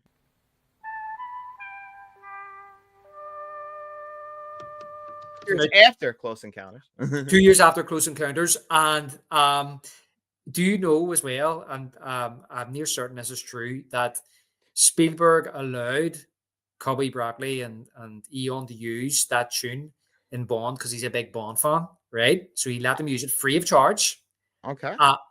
And when he went to make the Goonies, when Dada is at the start is about to go across the lane and land in Maggie's living room, and he plays the James Bond theme because he thinks he's James Bond. Remember, Dada says, "I'm James Bond, Yep. 007," and somebody says to him, "No, you're not. You're 00 negative." But apparently, Spielberg asked for him to use the Bond theme, and Cubby Broccoli said no. And Spielberg said, "I let you use Close Encounters and Moonraker for free, and you're not going to let me use the Bond theme for this one scene." And then he went, "Okay, well." He probably forgot that he even let him do that, and that's probably why he did that. Because that would I would pull that same card too. Be like, really? I'm not even doing anything bad with your franchise. I'm paying homage to a kid who loves it. Like, Exactly. I think Cubby Broccoli was 00 negative that day. yeah. So yeah, so he's watching the two scientists in a makeshift lab. So it's a makeshift lab within this building, and they go out of the room, and Bond sneaks in, and he steals a vial of white fluid. He hears them. I think he lifts the glass as well, doesn't he? I think he's going to pour it into the glass and see what it is. I think that's what he's doing because he lifts the glass out and he goes to get, and then he's looking around, and then he hears them coming back, and he runs and he hides, and the scientists are going to move some of their equipment, but he's left the wee casing that the vial of liquid was in on the side, and they don't realize and it falls over and smashes, and it turns into like a gas, and it kills them. So basically, Bond is guilty of their murders. To be honest with you, He is, but it's manslaughter because he didn't know what was in there. He didn't know that was going to happen. It's not his fault. yeah. But he shouldn't have been in there in the first place, John. Know what I mean? No, He breaking and entering. yeah, he shouldn't have been there at all. And honestly, this comes back to bite him in the ass a little bit. So doesn't pay Yes, off. yes, it does. But in the meantime, Chan attacks Bond. And I've written down here it's like a scene from the Pink Panther where they're in the room with all the priceless pieces of glass and stuff. And the And mask he has on and everything. yeah, and they're smashing into all these ornaments, and like not one scratch on any of them. All this glass flying everywhere. Not one piece of blood. Not one cut. Not one scratch. Um, and it eventually ends up that they end up running up the steps to the like the it's like the roof space, the attic of this building, and Bond notices the boxes with Rio de Janeiro on the side, and one of them gets cracked open, and he notices something to do with cracks in there, and he ends up knocking Chan out a stained glass window and down into through a piano. Which, okay, we seen Jaws at the start of the movie, like a Looney Tune when he was falling through the sky, right? And this is Yeah. the second time in the movie there's like a Looney Tune reference, which is really, really weird. Where like Chan is like through the piano, and there's like springs and coils and all hanging out of it. And of course, Bond has to make his signature comment. He says, "Play it again, Sam." So, what did you think? I mean, it's a second Looney Tunes. This is for me where the movie I'm starting to go, what's going on with this movie? Because I enjoyed the fight scene, but when he's through that piano, Well, they do this again with the freaking when they get to the route, the car too. Like they ended on like a real comedic note where it's actually pretty well done before that. yeah. Do you think it was kind of like it was the idea of let's make the violence kind of cartoonish and comedic so we can get it through the censors? Well, I don't know if that's the case or they were trying to go for a whole like what's it called? Like a more four quadrant kind of film because like they even like lower the violence on some of the characters too. Like the way Jaws is portrayed and how he finds a love interest like later in this movie. Were they trying to attract more younger audience? Is that like what their goal was? Is that and they figured comedic elements like this will do that? Yeah, I mean, I don't know. The mind boggles, to be honest with you. I did notice on the making of, because I'd listened to the making of earlier. I think at the watch, I just listened to it, and they said about that their whole intention was to make it comedic. So I really don't know. Like, um, so yeah. So we then cut to Holly Goodhead's room, and Bond appears, and he goes to write something with her pen, and it doesn't work. And then a needle comes out, and there's like cyanide in it. And then he goes through some of her stuff. Like, for example, there's like perfume which fires a flame, and I think there's a handbag with an antenna. And that's when he turns and he says, "There, standard CIA equipment." And this is like the most ludicrous thing that I've ever seen in a movie. Like, John, do the CIA carry like flaming perfume and antennas out of handbags and cyanide pens? Well, you know what? Bond's got a wrist flicker that shoots darts on his wrist, so you got to figure the Americans would have similar, just as cheesy equipment on their end too, right? Yeah, well, it's an equivalent, isn't it? And listen, it's good that they do have Dr. Holly Goodhead as the CIA agent because she's a lot better to look at than Felix Slater. That is true. I mean, I do love Felix Leiter, especially when we get into the Dalton ones, though. But she's definitely much better and much smarter than some of the Felix Leiter movies too. Yeah, yeah, exactly. Listen, I like Felix as well. That's not a slant on Felix. It's just that reveal that she is actually CIA, and that makes sense. The British have sent someone, so the Americans have sent someone, and only she is in disguise, which is James basically Bond never disguises who he is. He has to let everybody know he's James Bond. yeah. Oh, apart from remember, because I was listening to our pod back, and remember when he pretended to be the marine biologist in That is I true. Love Me. And he's Uh-huh. also tries to be Clint Eastwood in this movie, so you know. Yeah, but he's the marine biologist. Sure, he says about he asks him about Stromberg, asks him about one of the fish, and he hesitates, and you think, oh, he's got him. And you remember, he says to him, he eventually gets the name of the fish, and Stromberg's impressed, and Roger Moore's like, "Well, I try." Well, But no, I actually really like Holly Goodhead in this movie.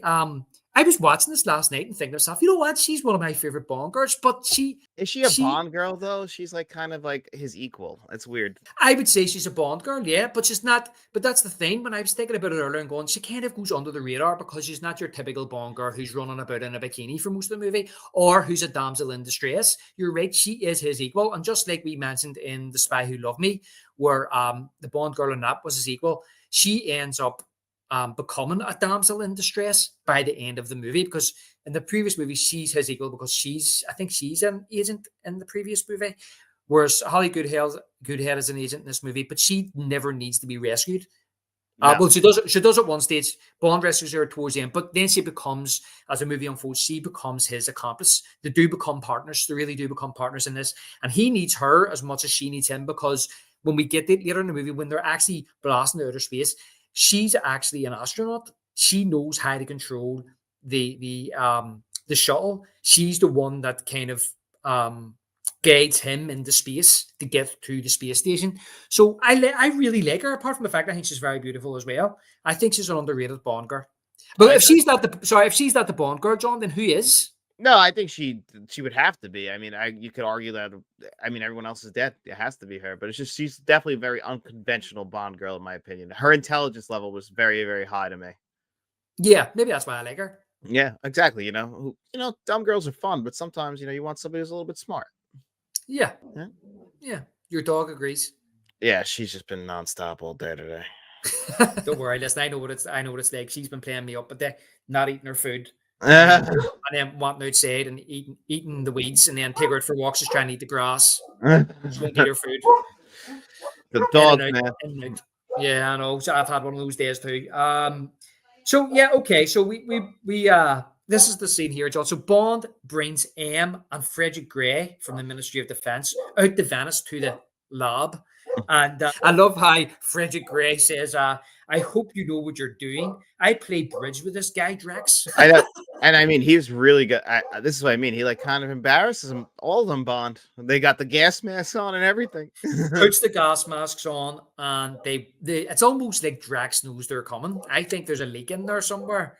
I think he knew they were coming because why Mhm. else would he be standing there the exact way he's standing there? He's like, okay, come on, try. He's like, he's too smart, Drax, for this. Yeah, and Bond and all sorted out the Italian police and all. I love how he says to him and all. I see you've sorted our Italian counterparts out. Bond has thought of everything. He's strutting in there with the head of the Ministry of Defence, and M, head of MI6 or MI5, MI6.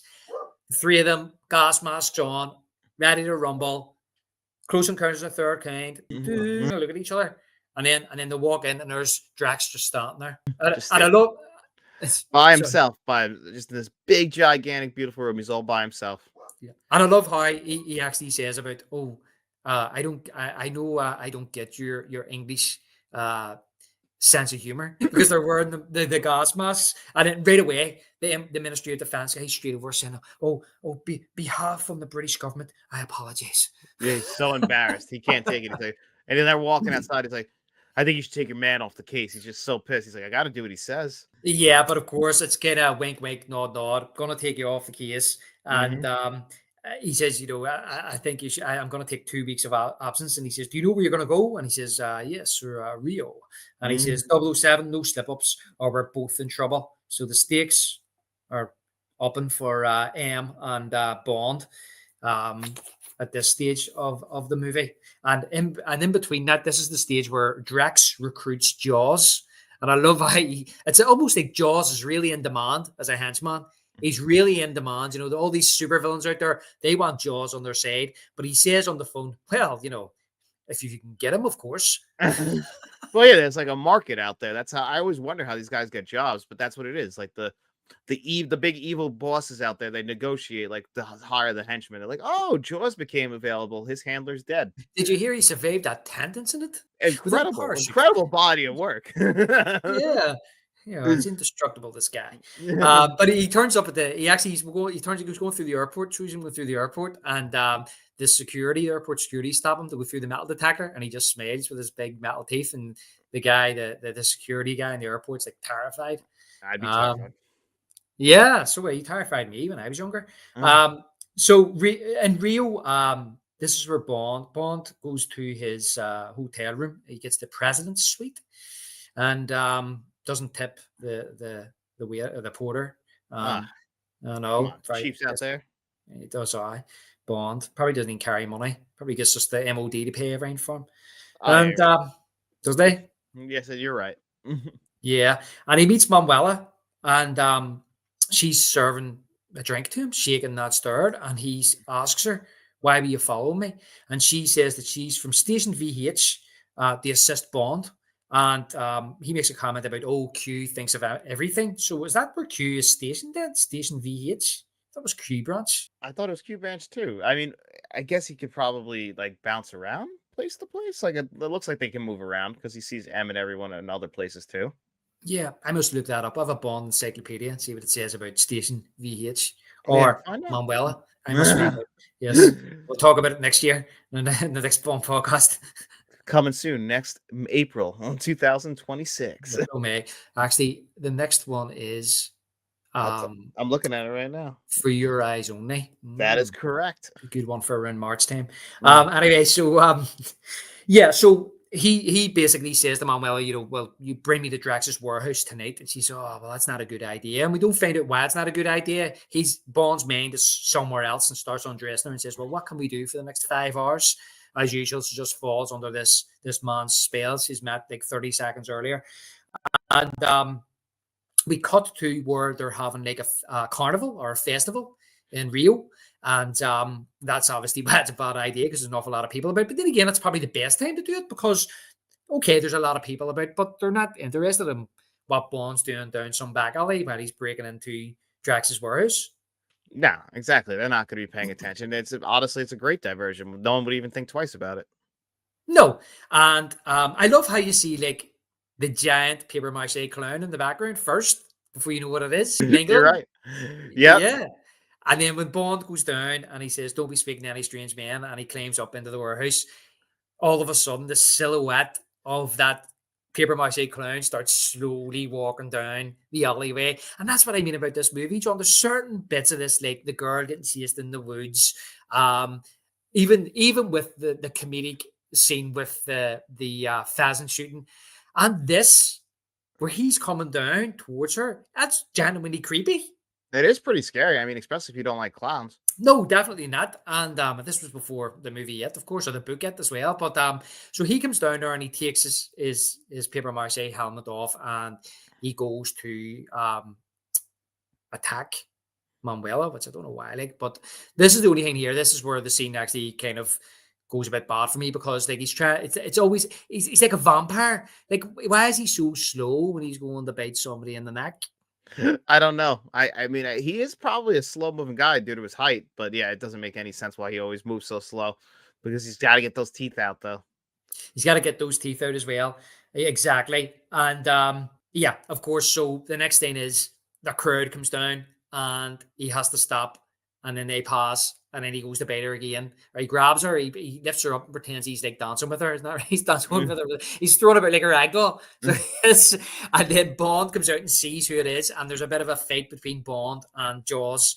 And I love how when he jumps down, he just smiles at Jaws. He's like, Like, and then another crowd comes down and dances and takes Jaws away, and Jaws goes off dancing. You see, as Bond and Manuela are walking down the alleyway, you see in the background like Jaws is still dancing with them in the background. Like, why could he not just push those people away and kill them? he's looking to have a better time in his life, I think, as we see. Yeah, of course, and of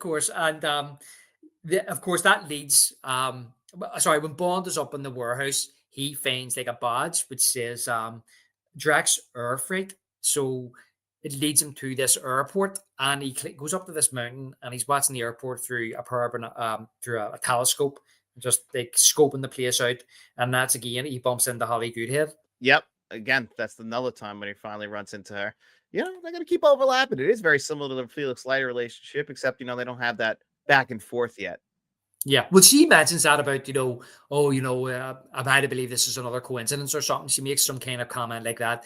And then she was like, after you running out on me. So she tries to make the excuse that, oh, you ran out. So that's why I left without you. And then and Bond is too smart for it. And he says, yeah, I filled your suitcases on the way out the door. In other words, because she says she wasn't going anywhere and she had her suitcases packed. She was going to leave without him anyway.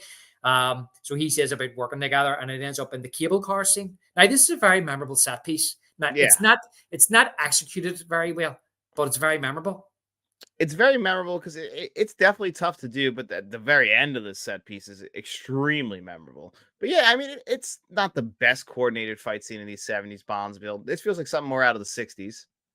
Yeah, and of course you see Jaws biting the cable, which That's that's really, famous. That's one of the most famous scenes in probably Bond history is him biting the cable with the. yeah. Apparently, it was made out of licorice. Probably. I mean, I assume that he had the bite. I mean, I don't think they would have him biting into just. I hope not. I hope they'd gave him something that would taste pretty good because I'm sure it was more than one take. Well, apparently he couldn't keep them teeth in his mouth for long. Really? They were that big and heavy and uncomfortable that he says he felt like his jaw was going to break. Um, Ooh. he always had to take them out. So I don't think I can imagine trying to bite into something. It would be very uncomfortable. Maybe that's why he's going so slow because he's probably trying to hold them in his mouth and it's probably very painful for him.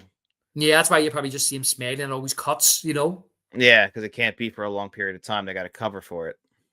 Yeah, exactly. But yeah, so a fight ensues in the cable in the cable car, and I always laugh at how like Jaws jumps across the cable, the cable from one cable car to the other. Did you notice the way he jumps? Yeah, he's got Yes. it's the perfect way, but that you would expect Jaws to do this kind of thing. Yeah, and as I have made a note here, he starts to turn all Looney Tune.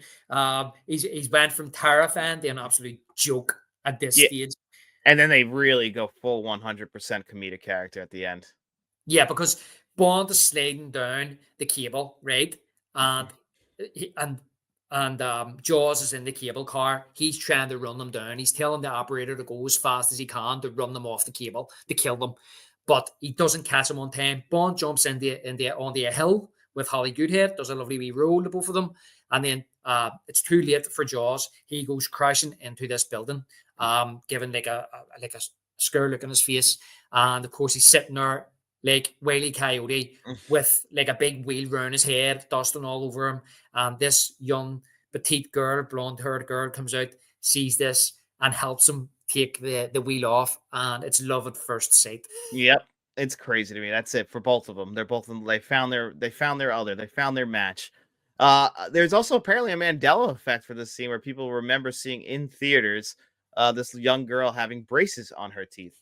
So like when she smiled, she'd have braces on. But people only reported that from seeing it in theaters. Even one critic reported on it, and no one ever saw that again. Yeah, do you know what? I've heard about this before about the Mandela effect, and I think I had that Mandela effect as well. I think when I was younger, that's what I thought before I'd watched it more recent times. And but yeah, as you said, the actress apparently says that she never wore braces for this scene. Yeah, I think what happened was it just kind of makes sense in your head that like she would have braces because he has something with his teeth, and they already have the big height differential. So it's like, oh, he's got metal teeth, she's got metal in her teeth, and like people might have just thought that they saw it, but they linger on her mouth so much. I'm like, yeah, there's no way that they just digitally removed this for all the following cuts. It just must have been a legit Mandela effect.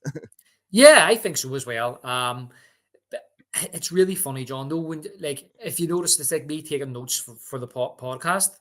It's like I'll hear a sentence in the movie and I'll write it down, and then I'll rewind it back to make sure I've got it right, and I've written something different down.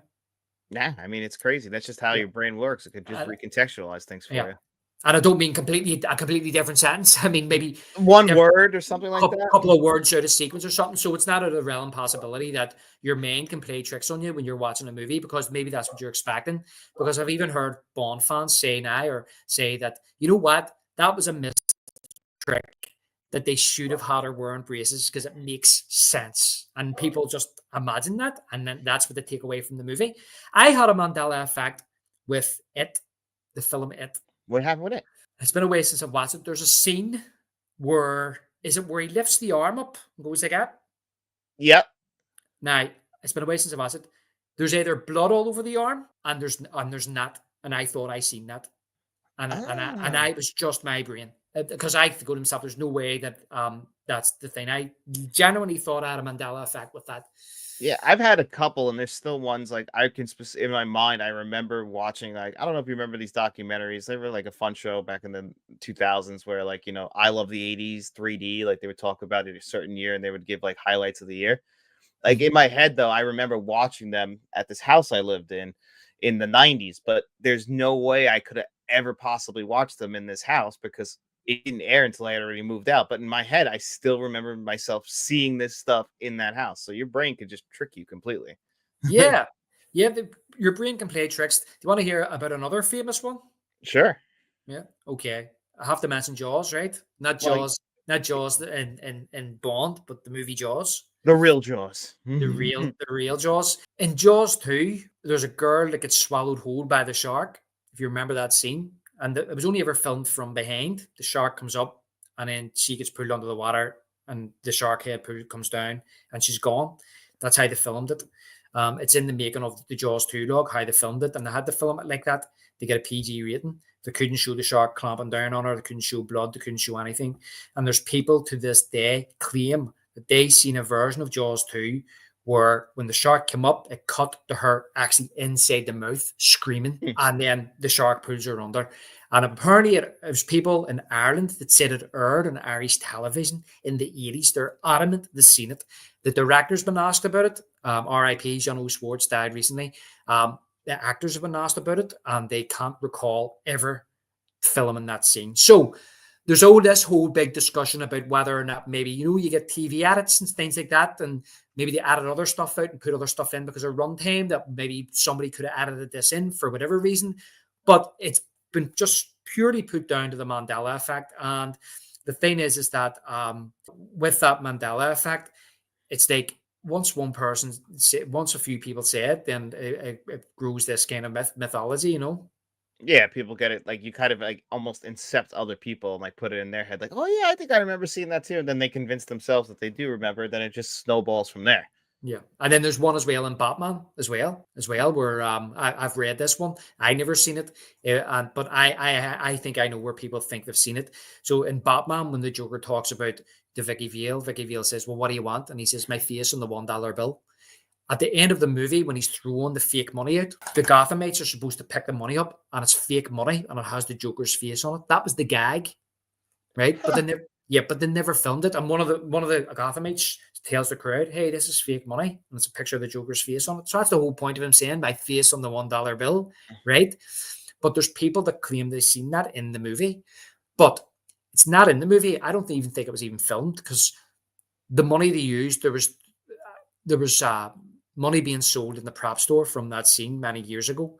Didn't have the Joker's face on it. It was like replica American dollars, but it's in the comic adaptation and it's in the novelization. So I think people have got confused with the novelization and the comic adaptation, thinking they seen it in the movie in the cinema at the time when they were very young, and they didn't. Right, that's what happens sometimes. But that's interesting. I actually never heard that one. I've heard of that actually like doing that, but I never heard of people thinking that they actually saw it.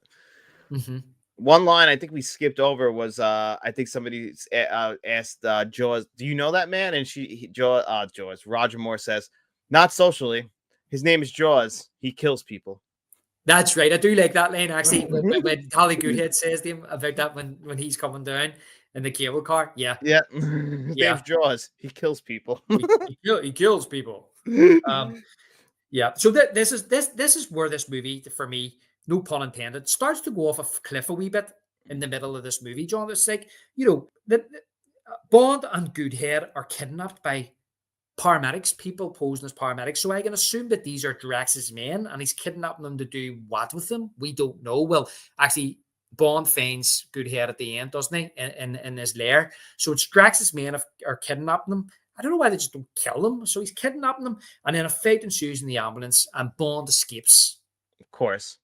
So this is kind of like when Bond kind of like gets knocked out in The Spy Who Loved Me by the other agent, remember? And then he has to make his way across the desert and they play the Lawrence of Arabia music. But instead, we cut the scene.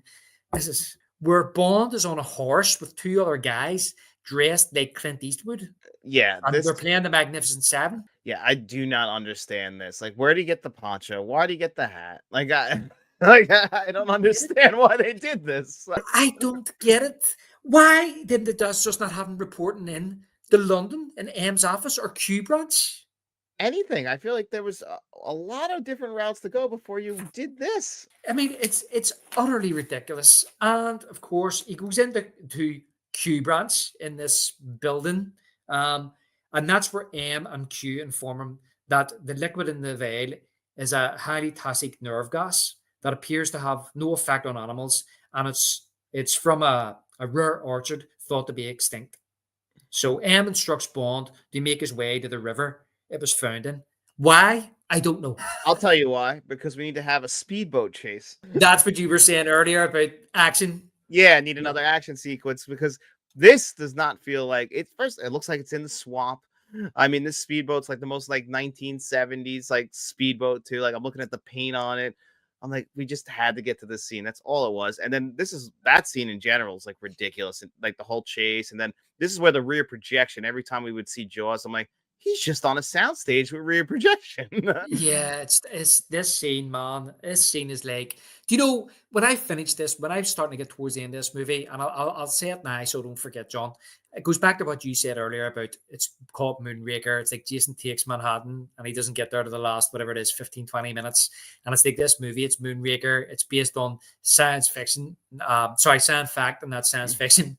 But I think to myself, like, they spent all this time and money going to these locations to do these stupid stunts, and they turn them into live Looney Tunes. Whereas, like, if they had just edited all that rubbish out and streamlined it, made it a wee bit more serious, they could have spent more time in space and actually built up the suspense and the tension more of what Drax was going to do on Earth, and spent a wee bit more time on the space fight and built up a wee bit more kind of excitement that way, rather than putting these action scenes. Because I do agree, it is lacking action in this film, but these scenes do not, in my opinion, help the movie. No, they literally just feel thrown in there because you know how they're gonna end. Like it ends the same way as the last scene with Jaws. He instead this time he falls off a cliff. He survives this one. It's the same. Bond gets away and that's it. I mean, that's it. That's the whole scene. That's the whole point of the scene. He's gonna get away, and we know he's gonna get away from the beginning of the scene.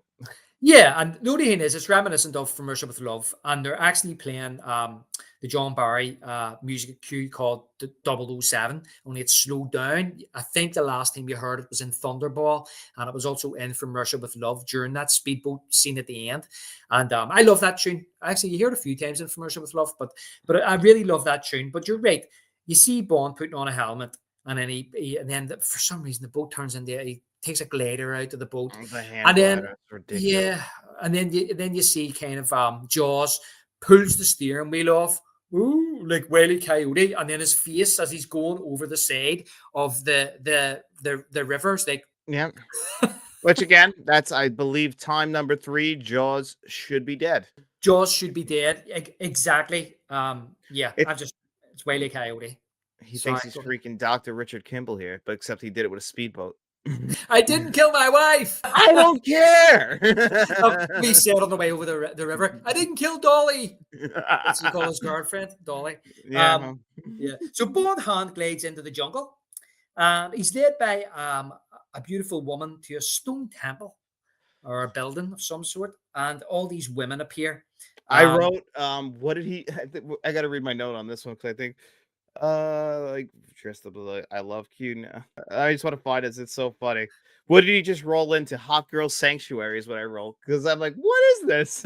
no, he says woman. And did you see her? She stops and she turns and she goes, Yeah. only Bond. Like, what was she doing? Was she standing out there waiting for him? The Drax see him gliding in and say to her, go What out do and they do retrieve every Bond. other day? Like, I don't understand. I'd have to say, it does look like a very lovely, relaxing Oh, temple.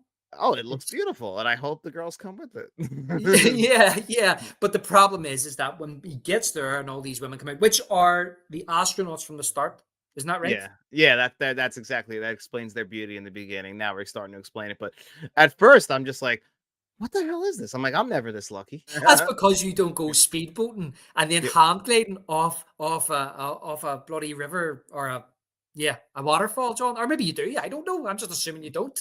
No, I would die immediately. Yeah, exactly. Nobody's as cool as Bond. Nobody can do that. But this is what I'm saying. So he gets into this complex here, and then he's standing on a bridge, and the bridge flips him over into a pond with a giant rubber python. Yeah, You can just unnecessary. tell this thing's rubber. And conveniently, he's been carrying that pen, Holly Goodhead's pen, which I don't remember him taking, but he's been carrying this with him the whole time, and he injects the python with the poison, and it kills the python. He gets out, he looks up, and who's standing there? Jaws. Of course, he's just swam over. Yeah, so then Drax appears, and Bond asks him why he delivered Moonraker to the US government only to hide. And he says one of This his own was faulty, so he needed it. And he tells Jaws to warm Bond up after his cold swim. Yeah, the reasoning for the whole opening for the movie, I feel like they had an idea for the opening of the movie. They had to get us there, and I just thought that this is such a lazy way to write it off. Oh, the one I was building had a faulty part, so I need to steal the one I let them borrow back. He couldn't have just waited and then asked him, and then put his Like plan that's in my place. property. I need Maybe it a back. month down the line. Yeah. Aye. Or when they kill it. landed, I don't know. Like, Or he could have told him, listen, there's a fault with the one I give you. Yeah, I need it back. I'll give you another one when I get another one built, and they probably been like, okay, like it's your property. Like, Yeah. Like, don't plan that. There's something wrong with that, even though there's not. And then tell them to bring it back. No, he'd rather freaking stage an accident and steal his own stuff back. He thinks he's OJ Simpson. I don't know what the hell. But the only thing is, if he hadn't have stolen it, then all this wouldn't have happened. That's well, exactly. We need an excuse for the movie. Yeah, exactly. So, Mm. so Bond is placed with Goodhead, who's been kidnapped earlier on in the ambulance, under a shuttle to be incinerated. But Bond blows an air vent, the escape down as that rocket is lifting off with Drax on the inside. His trusty watch, with which we assume M given, had an explosive device in it. He's blowed this air vent great out, and which was conveniently down there, and then they were able to run down it. Then they disguise themselves as Drax astronauts by knocking out two of his other astronauts. And This they is all take over a Austin space Powers, shuttle. the spies who shagged me kind of stuff, by the way. Like the astronaut suits that they're wearing and everything, with the headpiece and everything, right out of the spy who shagged me.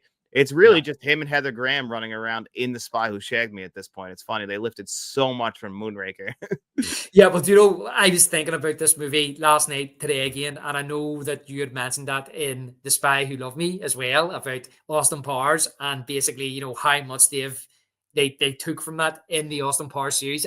You see an awful lot taken as well from, say, for example, You Only Live Twice and bits from Damon's Are Forever and things like that.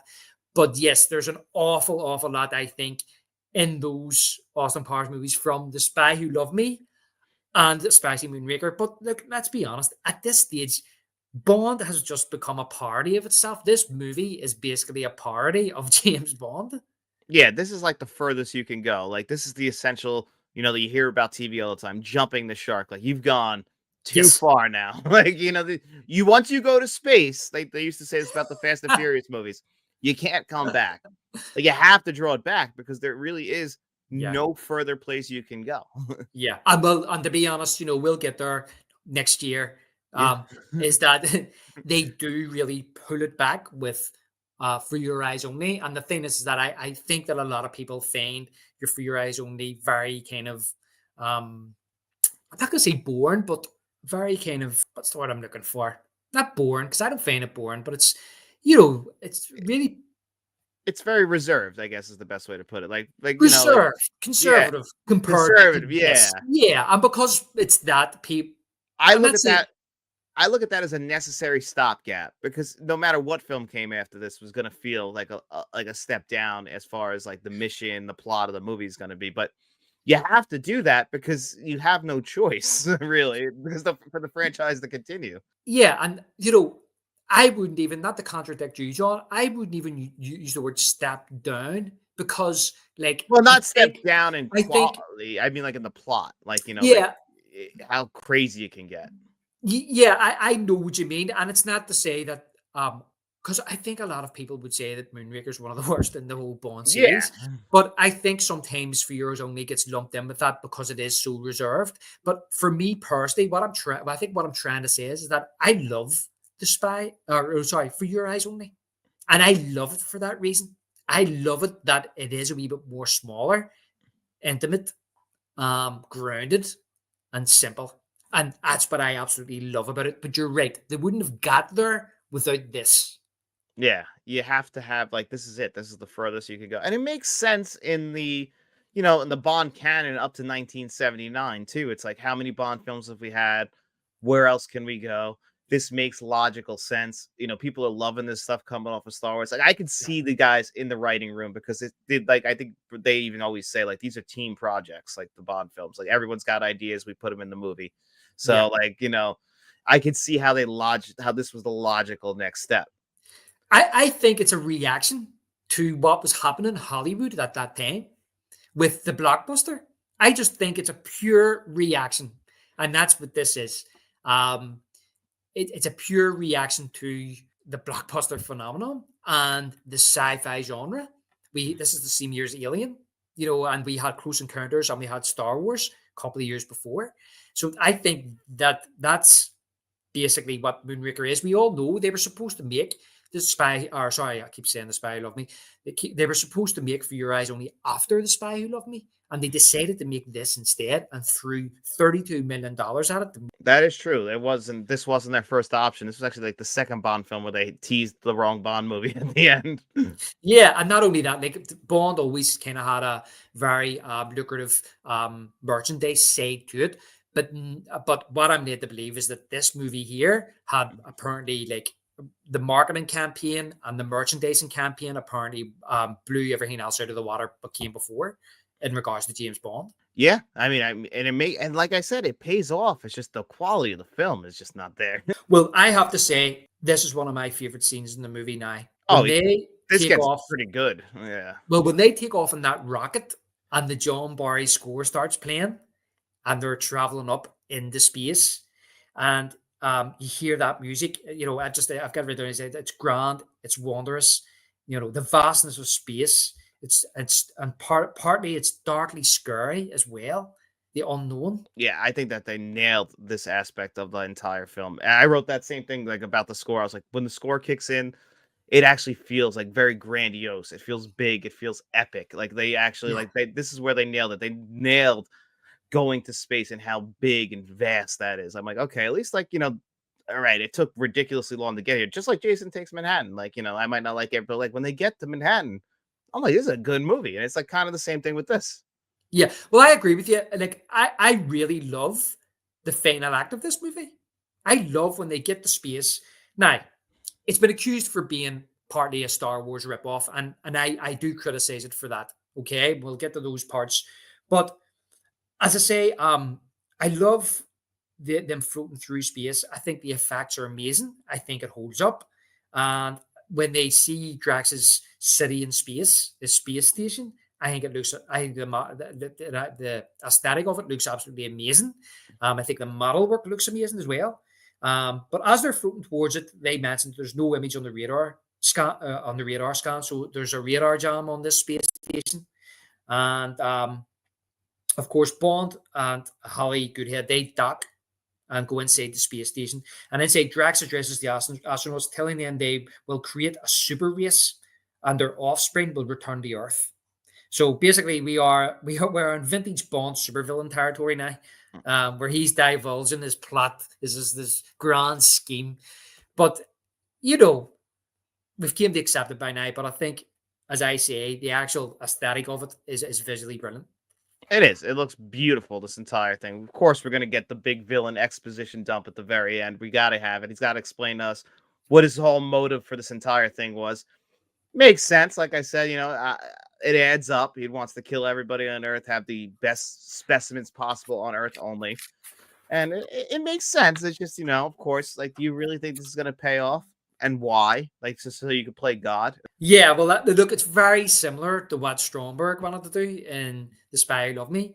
So he was going to build a city under the sea and destroy the Earth, and they were all going to live under the sea. Whereas his is different. He was going to destroy the Earth and then create life in space and send them to Earth, and they would look upon him as God.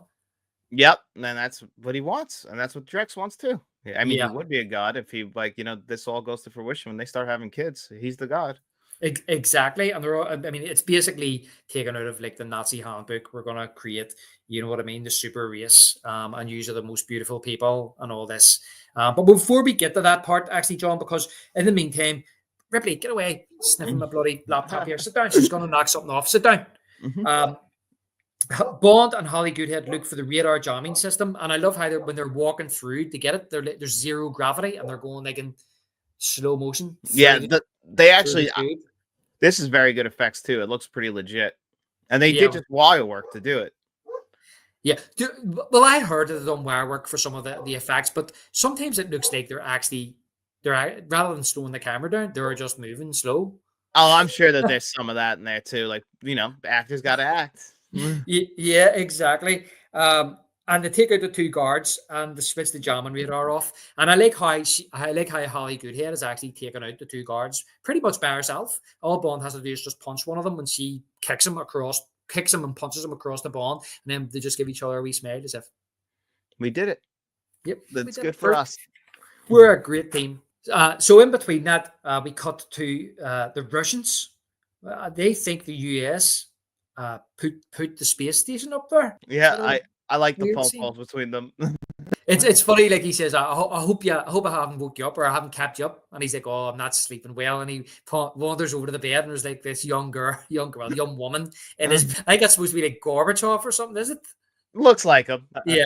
And he says, well, I'm giving you 12 hours to sort it out, or we're gonna go up there and sort it out. So that's kind of up in the stakes. It puts the pressure on the Americans and the British to sort this before the Russians get involved, and they don't want the Russians getting involved. So Jaws captures Bond and Goodhead. Drax reveals more of his evil plan: 100 million people to die in each area from each capsule released. Those wee globes that he's releasing down towards Earth. Meanwhile, a US shuttle works its way towards the space station.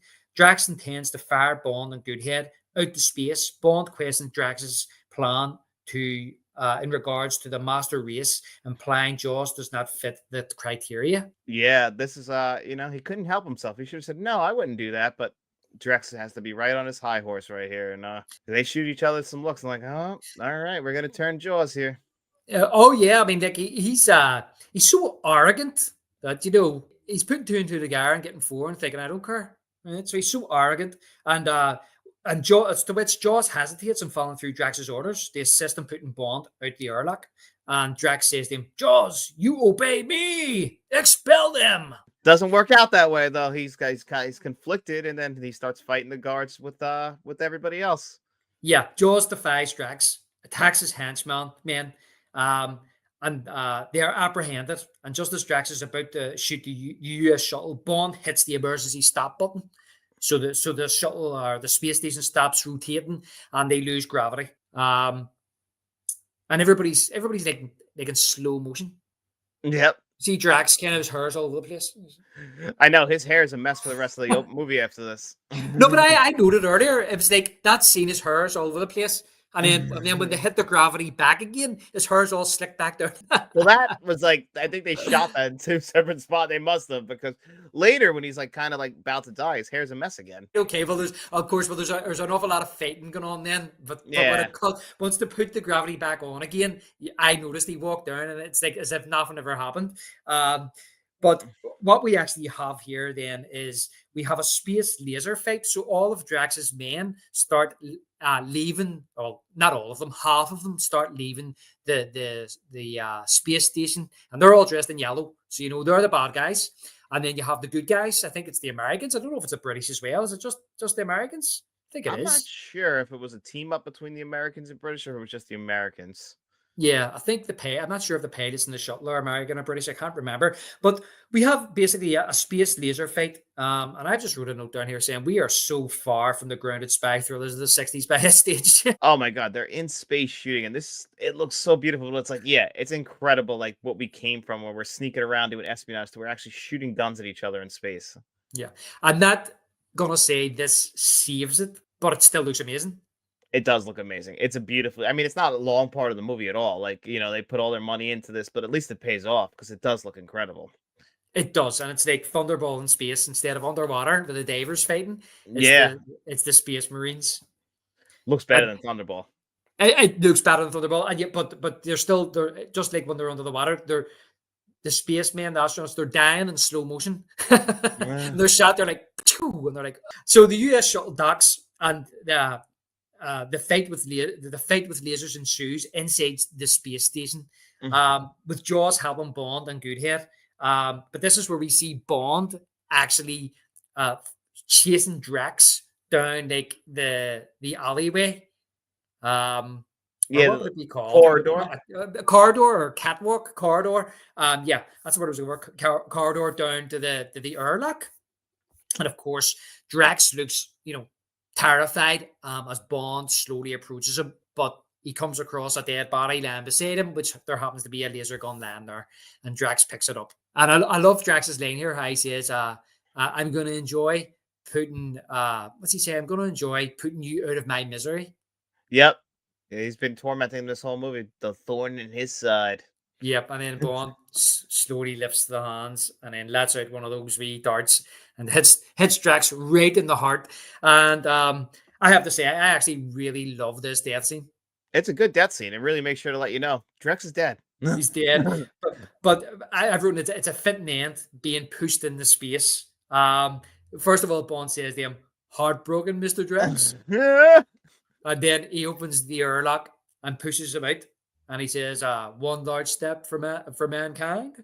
And of course, I like that scene of him being kind of like sucked out into space. And then, as he hears like cries kind of disappear into space, and you just see him floating. Just like a fitting end for him. And then Holly Goodhead appears, and she says, "What happened to Drax?" And he says, "You had to fly." Yeah, the fly. Fly. Yeah. So she mentions that Lieutenant Scott, who's one of must be her colleagues, has control and stopped the launching pad of the remaining globes. Bond says when the station breaks up, they'll harm no one, but Goodhead tells him that the other three that have already been launched will kill millions, and Bond says those three must be destroyed. And of course, great scene here of them destroying it. Yeah, well, the station starts to destruct, and they decide to take Drax's shuttle, which Bond explains has a laser and can track the globes to destroy them. Um, but the dock and release system is jammed. And in the meantime, Jaws finds Dolly and they have a glass of champagne. Yeah, I love this. That's what I wrote down. It was really sweet that they got to get together. I like how they're together doing their thing at the same time that Bond and Gold are doing their thing. Yeah, well, you see them kind of run down and he picks her up and then he finds that bottle of it's Dom Perignon, I think, which is Bond, which Bond likes, and he puts it on his teeth and he pours a drink. And I think it's the only time you ever hear Jaws talk Yep. ever. And he turns around and he says, well, here's the us. And yeah, and they look out that Bond, they realize they can't what is it, the dock and release is jammed and they can't do it. He can't get out of the shuttle, but they look through the window and they see Jaws and Dolly looking through the screen from the space station. They're waving. Hey, he asks Jaws to help him release the dock and release, and Jaws obviously goes up and he bends it and it breaks and they start to float off. And I love how then you see a pod escape from the space station, and I love how Bond's like, don't worry, they'll make it. It's only 100 miles to Earth.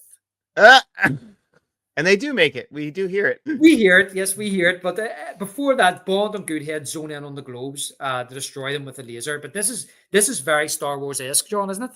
Oh my god, are you kidding me? This is the what's it called scene from Star Wars? The I forget, but I'm sure The Star Wars Death fans. the Death Star. Well, it's similar to the Death Star, but it's also the scene where like Luke and Han are shooting at the meteors in space, like where they're high and low. Oh, you talking about the Empire Strikes Back? No, in A New Hope, when the two when in early in the movie when they're firing at the meteors on the Millennium Falcon. Oh yeah, yeah. It's been a while since I watched Star Wars. Yeah, That's that's what I right. was thinking of because Yeah. it's a similar structure with the handpiece and everything. Well, I was thinking it was more like the end of Star Wars where they have to take the shot to put into the Death Star, and you see like the tracking device going all over. He gets the first two globes quite handily, quite easily, but the third one, because they're entering the Earth's atmosphere, you can see it on the monitor. It's moving about and stuff, and he fires, and the first one misses. God knows where that hit, that laser. Probably some poor person's house or something. Oh, Um, I'm sure someone's dead. yeah, he blew a nuclear power plant up or something on Earth. Anyway, so anyway, but the second one, he gets. I love how he's like steady, steady, and then eventually he gets it, and that's when we were on Earth, and we hear that line from the. They're in like a space station on Earth, and for some reason Q's there. I don't know why Q's there. He's only meant to give Bond his gadgets. Why is he in the space station for? He's just hanging out. He's just following. It's just that's all it is. It just in all honesty, it's just to get Q in the movie again because this is a really funny scene. But he's one of those guys, when he's got a day off work, he still goes in the office. Oh yeah, he's definitely Q loves his job. Loves his job. Yeah, so he's there, but you hear one of the guys there saying that we have two. We hear we have there's two survivors that have been picked up, a tall man and a short blonde woman.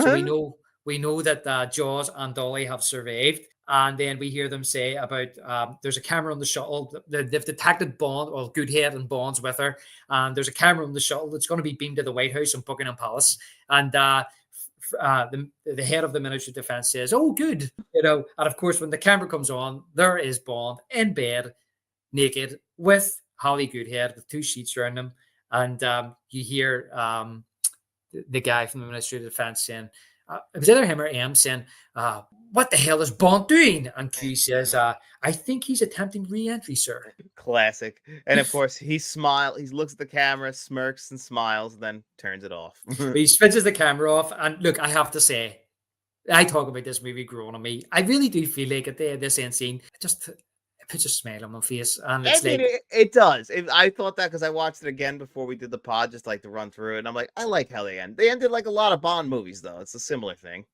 but the thing is that they end like a lot of Bond movies, but this one just to me makes sense. Like they're in outer space by themselves, they're attracted to each other. They probably have a long journey back, but it's the fact that when he switches the camera and they see Bond and he switches the camera off, he turns to Holly Goodhead and he says, "I think it's time we went home." And she says, "James, take me around the world one more time." And he says, "Why not?" And you see the sun and the curve of the earth and the shuttle just orbiting it. And then the Moonraker song starts again, but it's the funky 70s version. And I I like love that actually. that funky 70s version. Me Yeah. too. I love it. It fits that perfectly as the blue credits come up and everything. Honestly, it's I can imagine walking out of the theater with that song playing. It's perfect. Yeah, exactly. And that's what I'm saying. I just trying to think, as I say, I don't know. I just think that compared to even the end of, say, The Spy Love Me or the Man with the Golden Gun, or even Never Not Die, this has to be my favorite. That We Up and Dog has to be one of my favorites. Yeah, that's a really good one. That's a memorable one, that's for sure. In space and everything like that. I like that one. It definitely sends you home happy. Yeah, and of course, once that music ends, we have the title card at the bottom and says James Bond will return in for your eyes only, which they do make next. Yep, so they actually got it right this time. You would think they would just stop doing it when they got it wrong twice already, but no, they're continuing. They're continuing, but like I said earlier, John, I do think there's a better, more serious movie in here if they had to cut out a lot of the nonsense. Um, but I think on reflection, that side of it hasn't aged or served the movie well. No, I don't think so. I think the movie itself overall is not great. It has some moments, it has some memorable moments that if you're a fan of the James Bond franchise, you'll always remember. Like Jaws biting into the wire, that's like iconic. Jaws and the girl, that stuff's like iconic in this movie. Unfortunately, you do see the hovercraft a lot in in a lot of clips of 007, but I don't know if Mhm. that's a positive. No, I definitely don't think so. I mean, me personally, I think it's a paint by numbers Bond movie. That's trying to rate on the sci-fi success of the time, mainly Star Wars. Um, but if you can get past the slapstick moments, it's a fun movie that's grown on me over the years. I think it has a great villain in Hugo Drax, a wonderful score by John Barry. He returns, and some brilliant special effects. Overall, it's fun, but a far cry from the spy thrillers of the '60s era. I agree. I don't think I could have said it any better. It's definitely not in the upper espionage of espionage in the upper espionage. espionage, Es- espionage is right. it is espionage, not the best kind of espionage, No. but it's not in the upper echelons of Bond's films, in my opinion. It's towards the bottom, but it's got its I already said it, it's got its moments of being good, but it'll never be able to get to that big epic James Bond film. I mean, I appreciate Roger Moore. That's really what I've learned watching a movie like this is I appreciate Roger Moore's James Bond more than I can ever appreciated it before.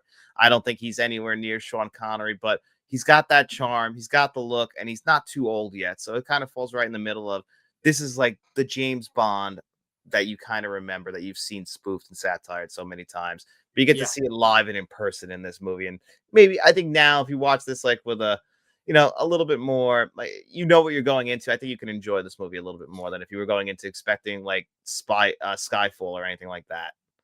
Yeah, I mean, look, I just think movies like Moonraker and stuff like that, they're part of the James Bond lore now. They're part of the pantheon of James Bond. I don't think I have any nostalgia with this movie. I bet you there's a lot of people older than me have nostalgia for this movie and love it, who've seen it in the cinema at the same time they've seen the likes of Star Wars and Superman and maybe Alien and Raiders of the Lost Ark and have, although all them movies I named are a lot better than this, but they might have nostalgia for this movie. But even though it's part of the whole legacy of Bond and it spawned the Austin Powers series and things like that, I do think that if you set a young person down today to watch this, that they would find it very difficult to get their head around. I think I agree with you. I think it would this would be one that they would have a hard time with. They might notice the Elon Musk stuff we talked about a little, but that's really it. I don't think they're gonna get any sort of entertainment value out of this. In the world where you can see anything on the screen now, like that was a big deal. That scene to have what is it? It's a handful of people shooting lasers at each other. Like think about what Endgame looked like. This would be like, are you guys kidding? Like you build up to really one big scene and that's really it. Yeah. Like, but you had to be there and try and understand how the film industry was and how hard and difficult it actually was to pull those scenes off. Yeah. Even if they're bad, it's impressive. Well, that's the only thing that crossed my mind, John. Is the same with Jason Takes Manhattan. Funny enough, it was to do with budget, is why they didn't make the whole film in New York. It was to do with budget, which is why they didn't film in New York. It- it's the same with this movie. It's crossed my mind. The only reason they were in space for a limited amount of time is because that's where the budget went, and they couldn't afford to do any more. And that's why it's a limited time and space. In an ideal world, maybe today, if you were to make a Moonraker and cut out, maybe have an hour on Earth and an hour in space, they could do it. And they could really, set that whole final act up and make it a wee bit more exciting. I still find it exciting, but I just think, as you say, it takes a while to get there. Scenes in the middle because there's a lack of action that are there that we don't really need or shouldn't be there. And me personally, it doesn't make it a better movie having them in there. So if they had have maybe went to space at that hour point and concentrated on that a wee bit more, maybe it could be one of the better Bond films. I agree. I think it had potential to be there. Maybe a little bit more focus on actual seriousness instead of trying to go too much for the comedy bits and, reversing Jaws' character and making him a hero again. Something we see in plenty of other movies today where we take a villain from a previous movie and make him a hero in the next. So, Jamie James Bonds was just ahead of his time like that. Yeah, I mean, to bring such a terrifying villain like Jaws back and then turn him into a good guy. I mean, I don't know if it's the fact of him being turned a good guy which turns me off him. It's more to do with the slapstick. It's more to do with the cartoonishness. It's the way like Coyote said that Yeah. I mean, they still could have made him terrifying and still have him turn because it's a good point. I like that wee kind of twist where Drax is keeping him around as a henchman, but he doesn't fit in to what Drax's ideology is. No, So how much time does Jaws really have? it just shows you that the henchmen are just a hired hand. That's all they are, especially to Drex. Like once one's gone, he needs a new one, and he just gets another one. He doesn't care about him. He's just he needs him for what he needs him for, and then he'll get rid of him. Well, he's only a hard hand if you can get him, of course. Of course, and I mean that's an expensive. That's probably number one on the call sheet. That guy, Well, look, he's dead. Like what? You can get Jaws? Oh my the God, Jaws. he Jaws? You can get him? Oh, He's better than my last henchman. that fucking guy barely did anything. I know. His last two henchmen, one gets shot out of a tree, and the other one ended up on a piano. Yeah, the guy in the tree was a complete failure. I mean, he didn't even like. Come on, you should have had him easily. Yeah, listen, if you don't like this movie, you have to at least, I'm not saying you personally, but you have to like it at least for that scene where he shoots him out of the tree and says, Did Dude, I? it is hysterical. Yeah, Bruno. Yeah, it's so James Bond. So James Bond. But David, I think we covered everything here on Moonraker. Where are we heading to next? Next time, we're going to go on a rescue mission with Arnold Schwarzenegger in Commando. Ah, I love Commando. I cannot wait to do this one. Yeah, this is going to be a good one. It's such a great movie. Yeah, we're moving on to something that I know we both love, and we get to talk a little bit of Arnold. Yeah, I think the only Arnold film we've done is The Terminator. Isn't that right? That's crazy if that's true. Is that really? We only done Arnold? We only done the Yeah, Terminator? Damn. yeah, which was a year ago. So yeah, I'm looking Wow. forward to it. All right. And this is 1 year after the Terminator, 1985, I believe. Yes, that's right. So pretty exciting stuff. But anyway, guys, thank you so much for being here with us on the Let's Talk Movie podcast. I hope you guys enjoyed going down memory lane and revisiting our roots in the James Bond franchise because I had a good time doing this. I hope you did, David. Yeah, I did. I thought it was very enjoyable. I don't know if we revisit Moonraker anytime soon, though. Now, this is going to be off the rotation for a very long time. Although, you know, the Sean Connery's coming to 4K Blu-ray this year, which means I'll be revisiting all of those. If the Roger Moore ones come out in 2026, I will be watching Moonraker again. You might appreciate it a wee bit Maybe. more in 4K. Maybe if they put a nice Atmos track on there and those sound effects sound real good. But anyway, guys, that'll do it here for us. We hope you enjoyed the show, and we'll be seeing you around.